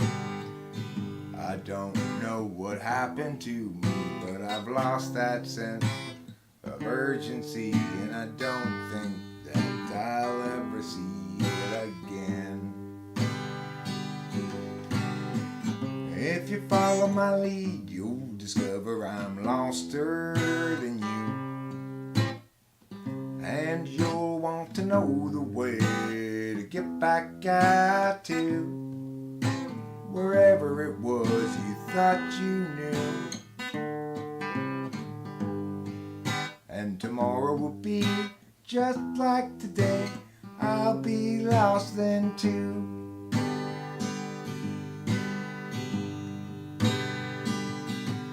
It's a matter of mood as much as a matter of will. And the things I do and the direction I point to still seem a part of me, though departedly. And I wonder if I'll ever see them again. Bum-ba-dee-dee, dee-dee-dee-doo, ba-ba-da-doo, doo-doo-doo. Boop-ba-dee-dee, dee-dee-dee-doo, boop-ba-dee-dee-doo-doo-doo.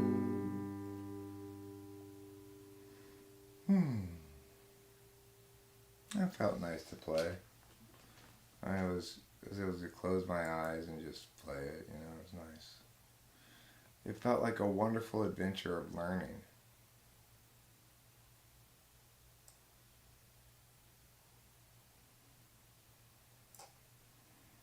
Alright, let me try this next one.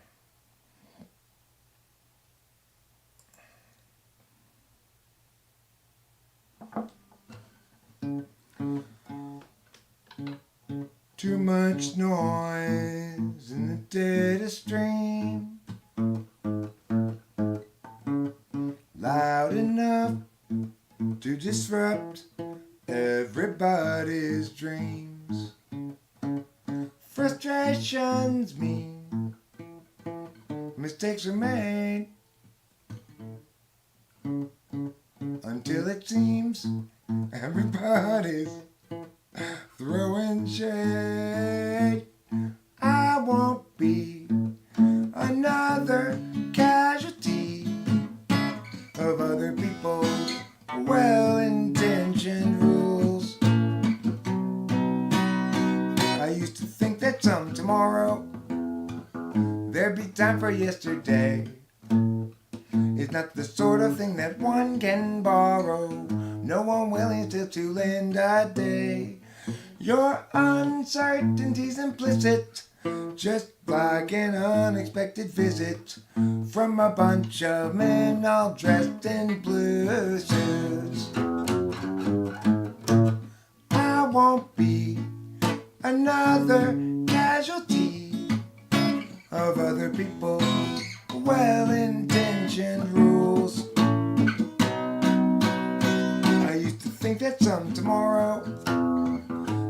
time for yesterday. Well, I guess I didn't play it terribly. I didn't play it great either, but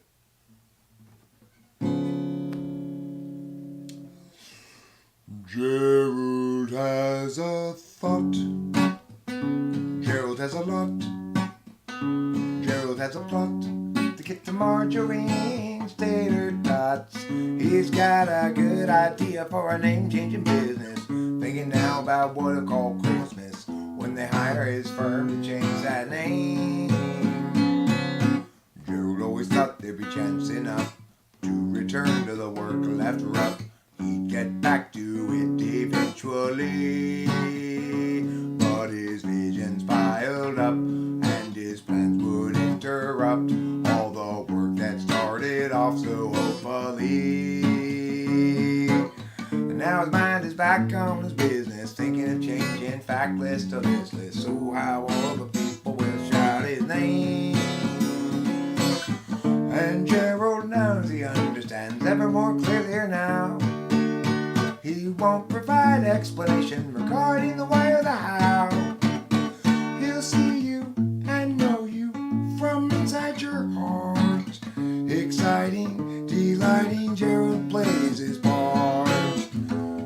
And Gerald still knew there's too much to do, and he had dropped time in the underview. Too much to it, but so where now and what? Too much time spent at picking the skew with you. Gerald has a thought. Gerald has a lot. Gerald has a plot to get the margarine's tasty spots. He's got a good idea for a name-changing business. Thinking now about what he'll call Christmas when they hire his firm to change that name. Gerald has a thought. A wonderful. Thank you.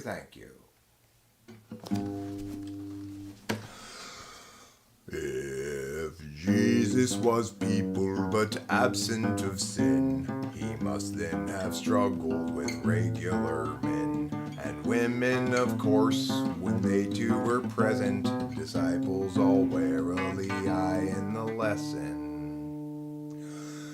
If people were Jesus, they'd know as they think, and everyone's work would be true. And feelings once spoken would sit where they sink, and we'd all know just what to do.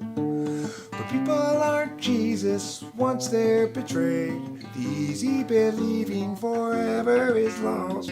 Maybe naivete is not to be saved, but the wise pay a terrible cost. It's hard. This song's hard to sing. Does virtue require a rational take, or is virtue that's present invariably fake? Does musing itself just distract from the flow, or is care better served by deliberate and slow? People aren't Jesus once they're betrayed. The easy believing forever is lost. Maybe naivete is not to be saved, but the wise pay a terrible cost. The one you thought you knew acts like you never have met. The life you made for two has faded into regret. There's no one unshaken, we all have been shook, but being forsaken don't mean you're forsook. And though in the past we've been hung out to dry, we'll find them at last if we're willing to try. People aren't Jesus once they're betrayed. The easy believing forever is lost. Maybe naivete is not to be saved, but the wise pay a terrible cost. Yeah, baby, naivete is not to be saved, but the wise pay a terrible cost. Yeah. Hard song to sing. Hard to get right.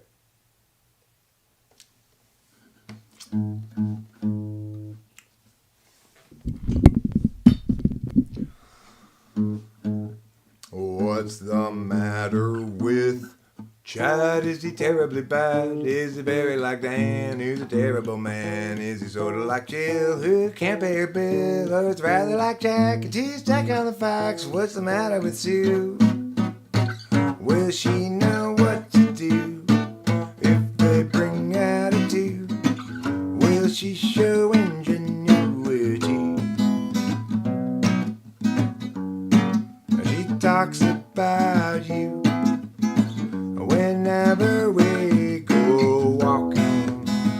What's the matter with Bren? She's been living in sin. She's been hanging with Jim, who's looking terribly thin. What's the deal with Frank? Stealing fish from a tank. He's colluding with you, and they're talking to Lou. What's wrong with the ladies? What's the matter with men? From the feelings of Katie to the coldness of Sven. They talk about you whenever we go walking. Paths that lead to lesser days to spell out the overwatered past, and whoever's left that's still okay, just tie the sail to the mast. Are you angry at Ken or at Neville again? Don't bother with Ken, he's practically dead. Just focus on Bert, he's medium hurt. What's the quandary for Liz? Did she fail a quiz? What's the deal with Drew? Will she know what to do if they bring attitude? Will she show ingenuity? She talks about you whenever we go walking. Paths that lead to lesser days to spell out the overwatered past, and whoever's left that's still okay, just tie the sails to the mast. 'Cause each of us has much engravely sinned. Throw up the hands, stiffen the chin. Catastrophe looms heavy overhead again. Time's gone will never be again. That's pretty good. Played with a little bit more swing and a little bit slower tempo than I normally play it at.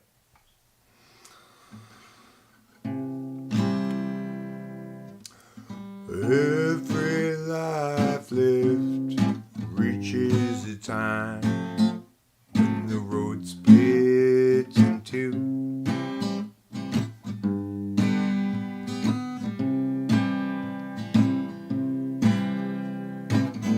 There are times, dark times, times of despair, times when it's hard to feel good.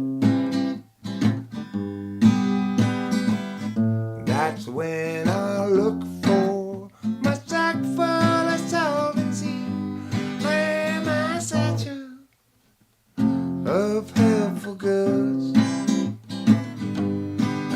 my satchel of helpful goods, a satchel of helpful goods, satchel of helpful goods, satchel of helpful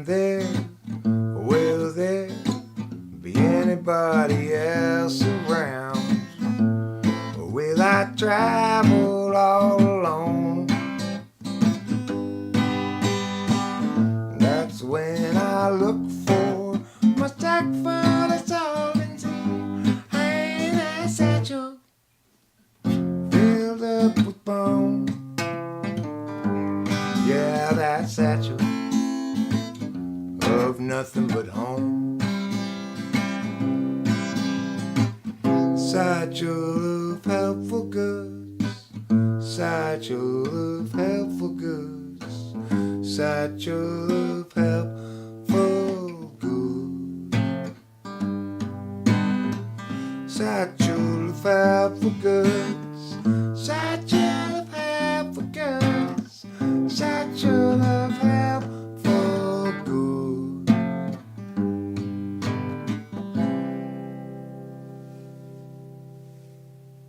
That was pretty good. I don't know if I want to play Amelia, so I always have trouble playing it. Let's skip it. Oh, he came here with her, and what's the big problem that you can't endure? You seem so sure it's not appropriate claiming to blame things on Scott. Despite getting caught, he's got you reframing for him, straining for him, going to the gym to make yourself good enough again.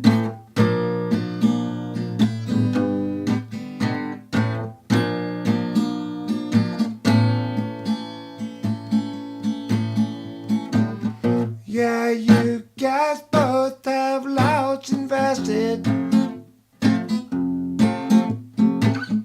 That's not a reason to stay around.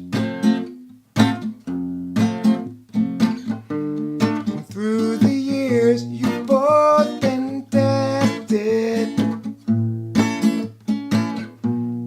Time to move up, find higher ground. Oh, he came here with her, and what's the big problem that you can't endure? You seem so sure it's not appropriate claiming to blame things on Scott.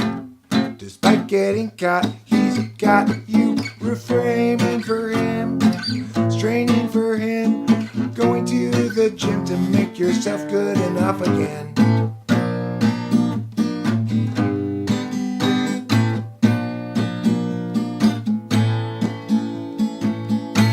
Be done with him.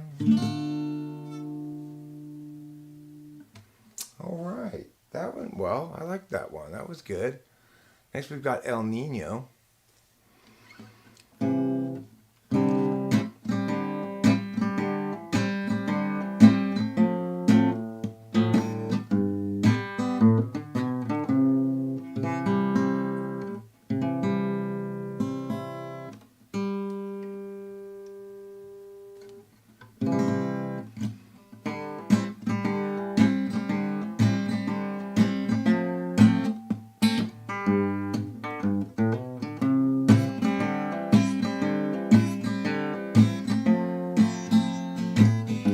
El Nino, my ass.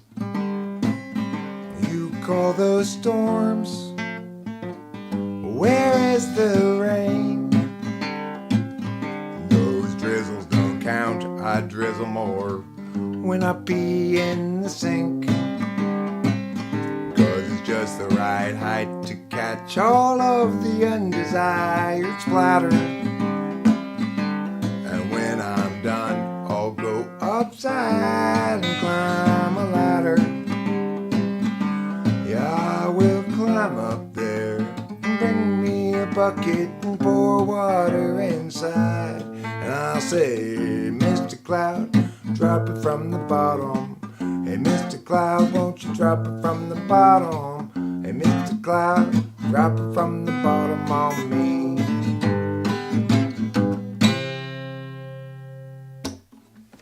That was nice. That was fun. That was pleasant. Let's have a sip of coffee.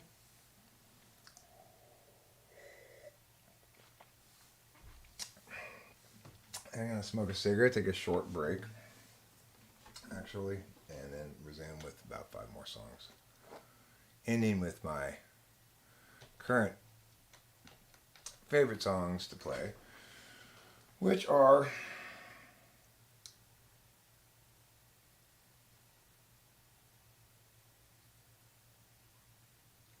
Thanks, Sheila. You Thank you. Thank you, Sheila. You're a wonderful human being. So yeah, I gotta smoke a cigarette here. So my elbow right now is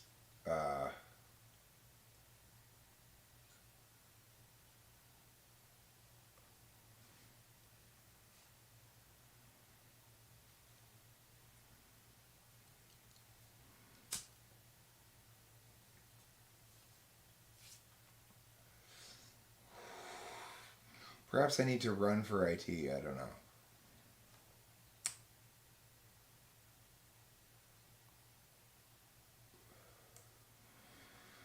Yeah, if you're walking around singing my songs, you're one of a very select group of people. Put it that way. I am. When it comes to music, I think it's fair to say that I am a complete abject failure. Like, none of my songs get more than a couple hundred listens total. That's just how it is. I don't know. I guess it's just not good enough, you know? You gotta be spectacularly good to get popular. Or it seems like spectacularly bad sometimes, but I mean, like, I don't necessarily think I deserve to be popular as much as some of the people that I like and listen to on YouTube. So it's I don't know. Deservingness is such a weird notion.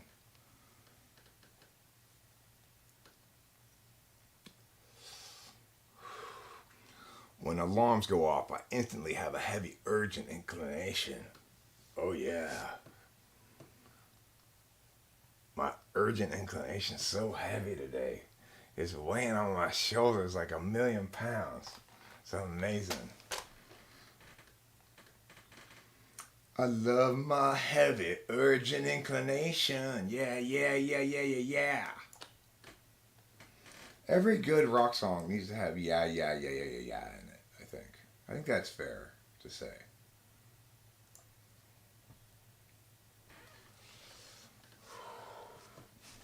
Yeah, yeah, yeah, yeah, yeah is always a good lyric. You can't go wrong with it. Well, you know what I gotta do, Adrian B? When I'm sleeping out here, I gotta put a little thing in front of the blue light that comes out of the cable box because it bugs me. The certain kinds of light, the blue light on this or the blue light on the cable box, those lights bug me. Other kind of lights don't bother me necessarily. So it really depends, I guess, on the sharpness of the light, if it penetrates my eyelids or not. Eyelid penetrating blue is what they should call this color.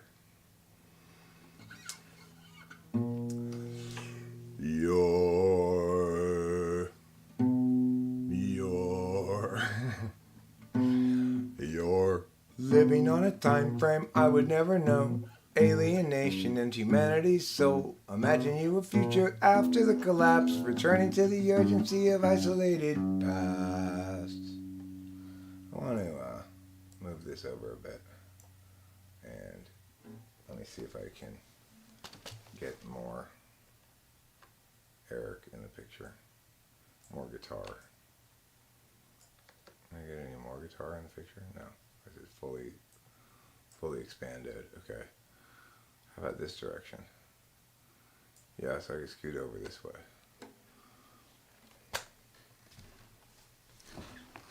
No, I have to scoot over this way.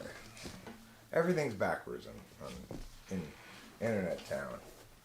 That's one important thing to remember. Everything's backwards in Internet Town.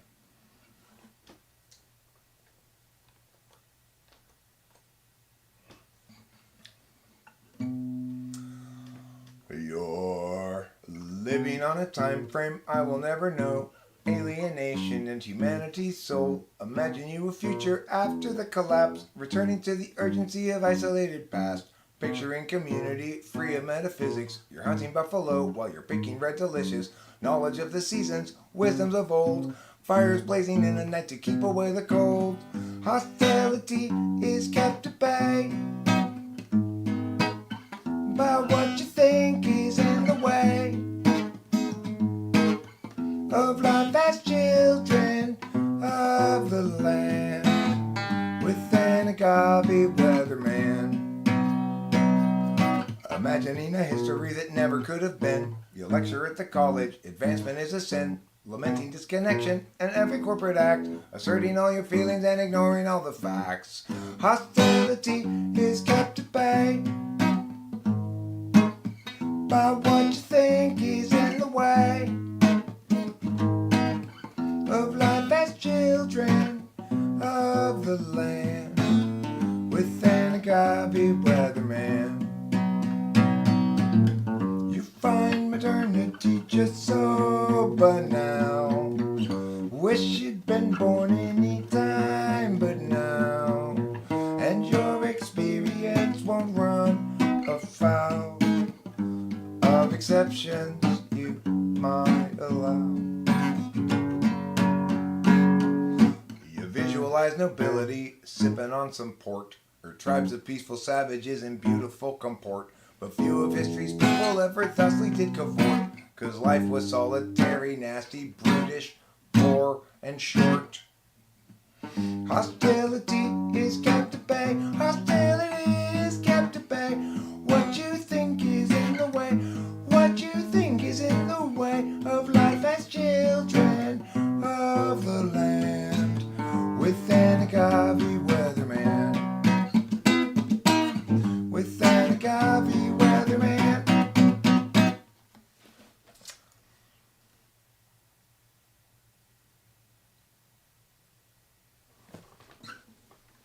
I'm gonna close this. I don't want to bother the neighbors.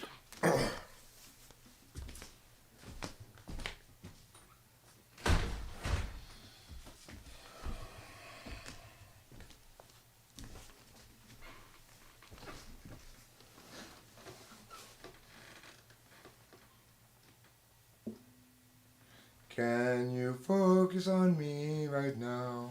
There we go.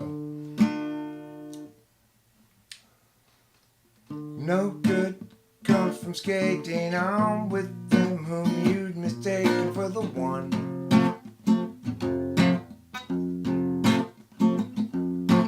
Habituated defense and indecency, self-inflict eventually once your search is done. Driving in the car last night, we had a massive fight. Each insisting we were right and the other one to blame. So when you pulled that stunt, I screamed something awfully blunt. My words as wrong as they were dumb. I've earned my share of shame. It's each of our own failings, not us doing the name to the wall. We fear so the others sailing off to reset their life and all. You can trust me, I can trust you, though neither trust ourselves much true. The love lies between you and me, at least about that we can both agree. Driving in the car last night, we had a massive fight. Each insisting we was right and the other one to blame.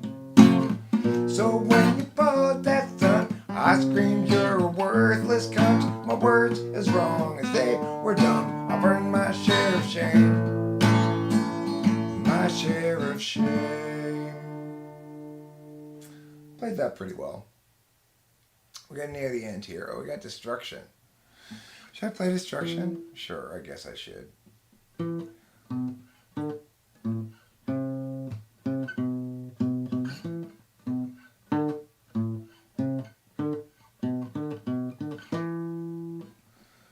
We need to know.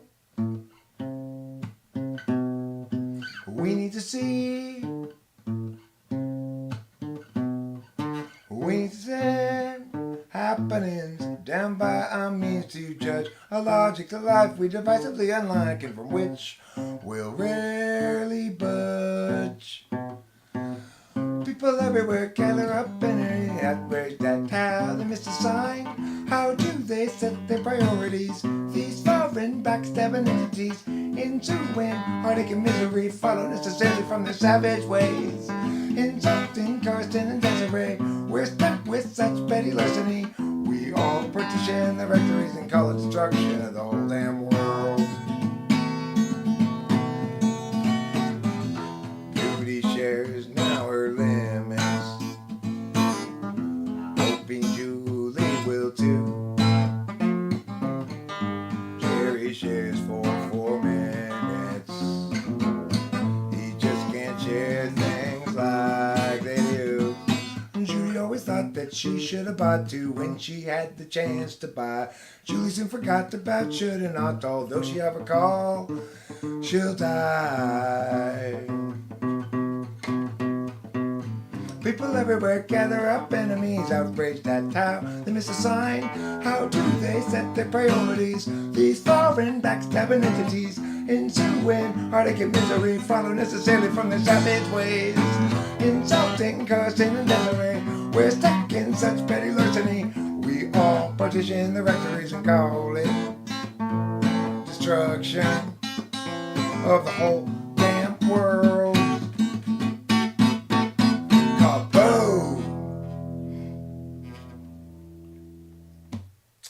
Well, that was destruction of the whole damn world. Next I'm going to play a cover by Merle Haggard. Some folk call me a rambling man, cause I do a lot of thumbing and a kicking cans, and it won't do an answer good to call me names. My daddy wasn't Willie Woodrow, I wasn't born and raised in no ghetto, just a white boy looking for a place to do my thing. I don't need no handout living, don't want any part of anything they giving. I'm proud and white and I got a song to sing. Well, I said a few things and I'll admit it. If you want to get ahead, you gotta hump and get it. Just a white boy looking for a place to do my thing. I'm gonna find me a wealthy woman in a line of work that don't take no diploma, cause I ain't got much to lose but lost the game. And they call me a good time fella, but I ain't no black and I ain't no yellow. Just a white boy looking for a place to do my thing. You don't want no handout living, don't want any part of anything they giving. I'm proud and white and I got a song to sing. Well, I said a few things and I'll admit it. If you want to get ahead, you gotta hump and get it. Just a white boy looking for a place to do my thing. Small town boy, been around a little, and I like guitar and I like fiddle, cause that's the kind of soul take the pan my plane. You know, baby, I got to work just to be somebody, just a white boy looking for a place to do my thing. I don't want no handout living, don't want any part of anything they giving. I'm proud and white and I got a song to sing. Well, I said a few things and I'll admit it. If you want to get ahead, you gotta hump and get it. Just a white boy looking for a place to do my thing. Well, I said a few things and I'll admit it. If you want to get ahead, you gotta hump and get it. Just a white boy looking for a place to do my thing. That's fun. That's a fun song. It's racist, but it's fun, you know. Those things aren't mutually exclusive. You can be racist and fun. It's not impossible.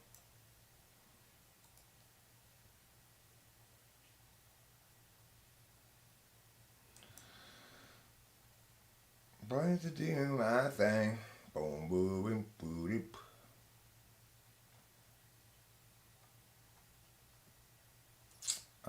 Just give me 1 second here. Sorry for the delay in the musical meow meow meows that are currently meow meowing you. There's a slight delay due to excessive meow meowing. Naturally. Okay.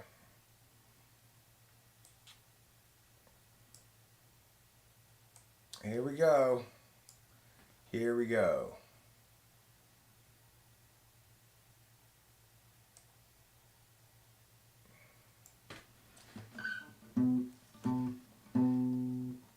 Just brooding here won't do any good, but brooding's more and more my style.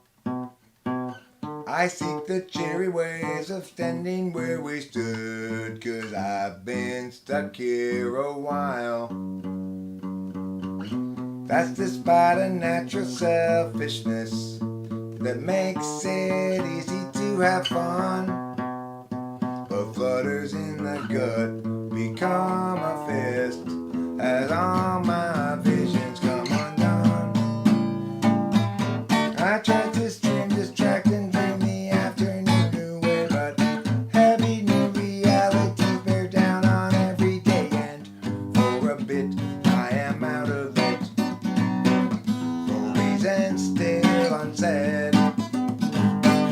But still I need get out of me what's inside my head.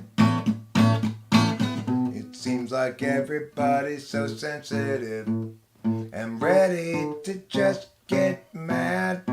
I seek the simple ways of living like a kid, 'cause who wants to be the dad?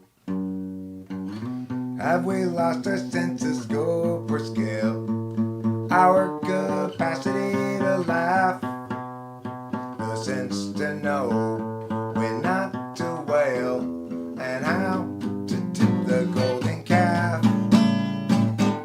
I tried to stream, distract, and dream the afternoon away, but heavy new realities bear down on every day, and for a bit I am out of it, for reasons still unsaid.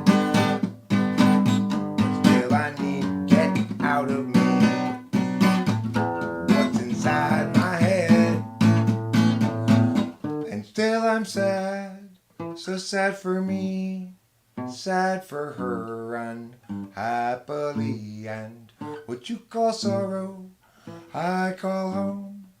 Blues that sink clear down to the bone, down to the bone. Still I'm sad, so sad for me, sad for her unhappily, unhappily. You call sorrow I call home. Blues that sink clear down to the bone. And by bone, I mean penis. Ooh, that's so edgy of you, Eric. I know I'm so edgy. We're gonna do this as the last song.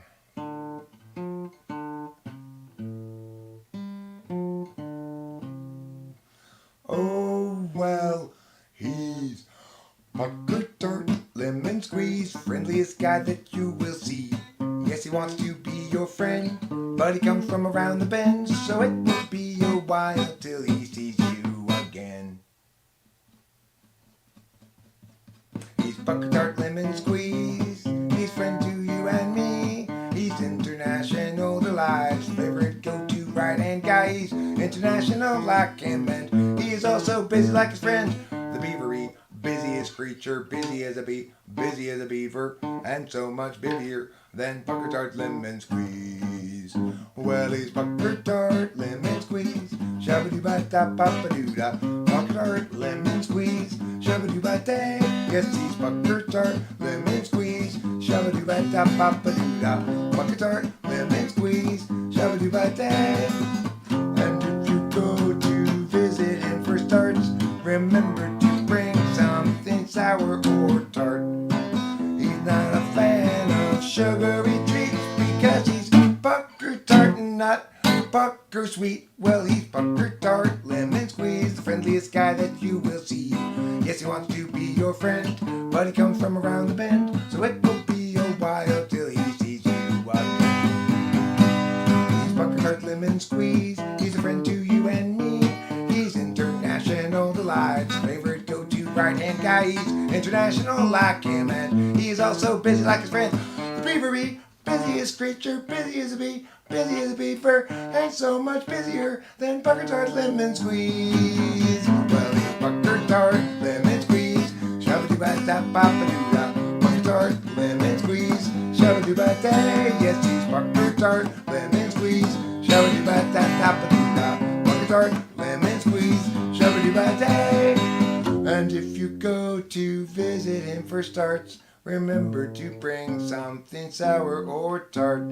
He's not a fan of sugary treats because he's pucker tart and not pucker sweet. Well, he's pucker tart lemon squeeze.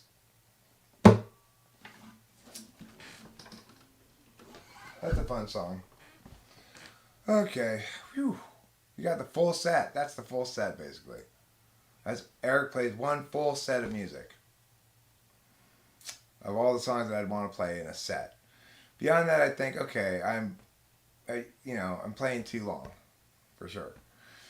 So that's, if I were to play everything, a full set, then that would be it. Thanks, Rachel. I think she was here earlier. She may have left. People do have other things to do in life besides be here. Yes, as Fidaz, yes, I did write those songs. Thank you for asking. I appreciate that question. It suggests that you're surprised by it in some fashion, which is nice. Thank you, everybody. So I'm going to call it a wrap on the stream here at 2 hours and 21 minutes. Have a great evening. Don't forget to eat plenty of cheese. And I love you all.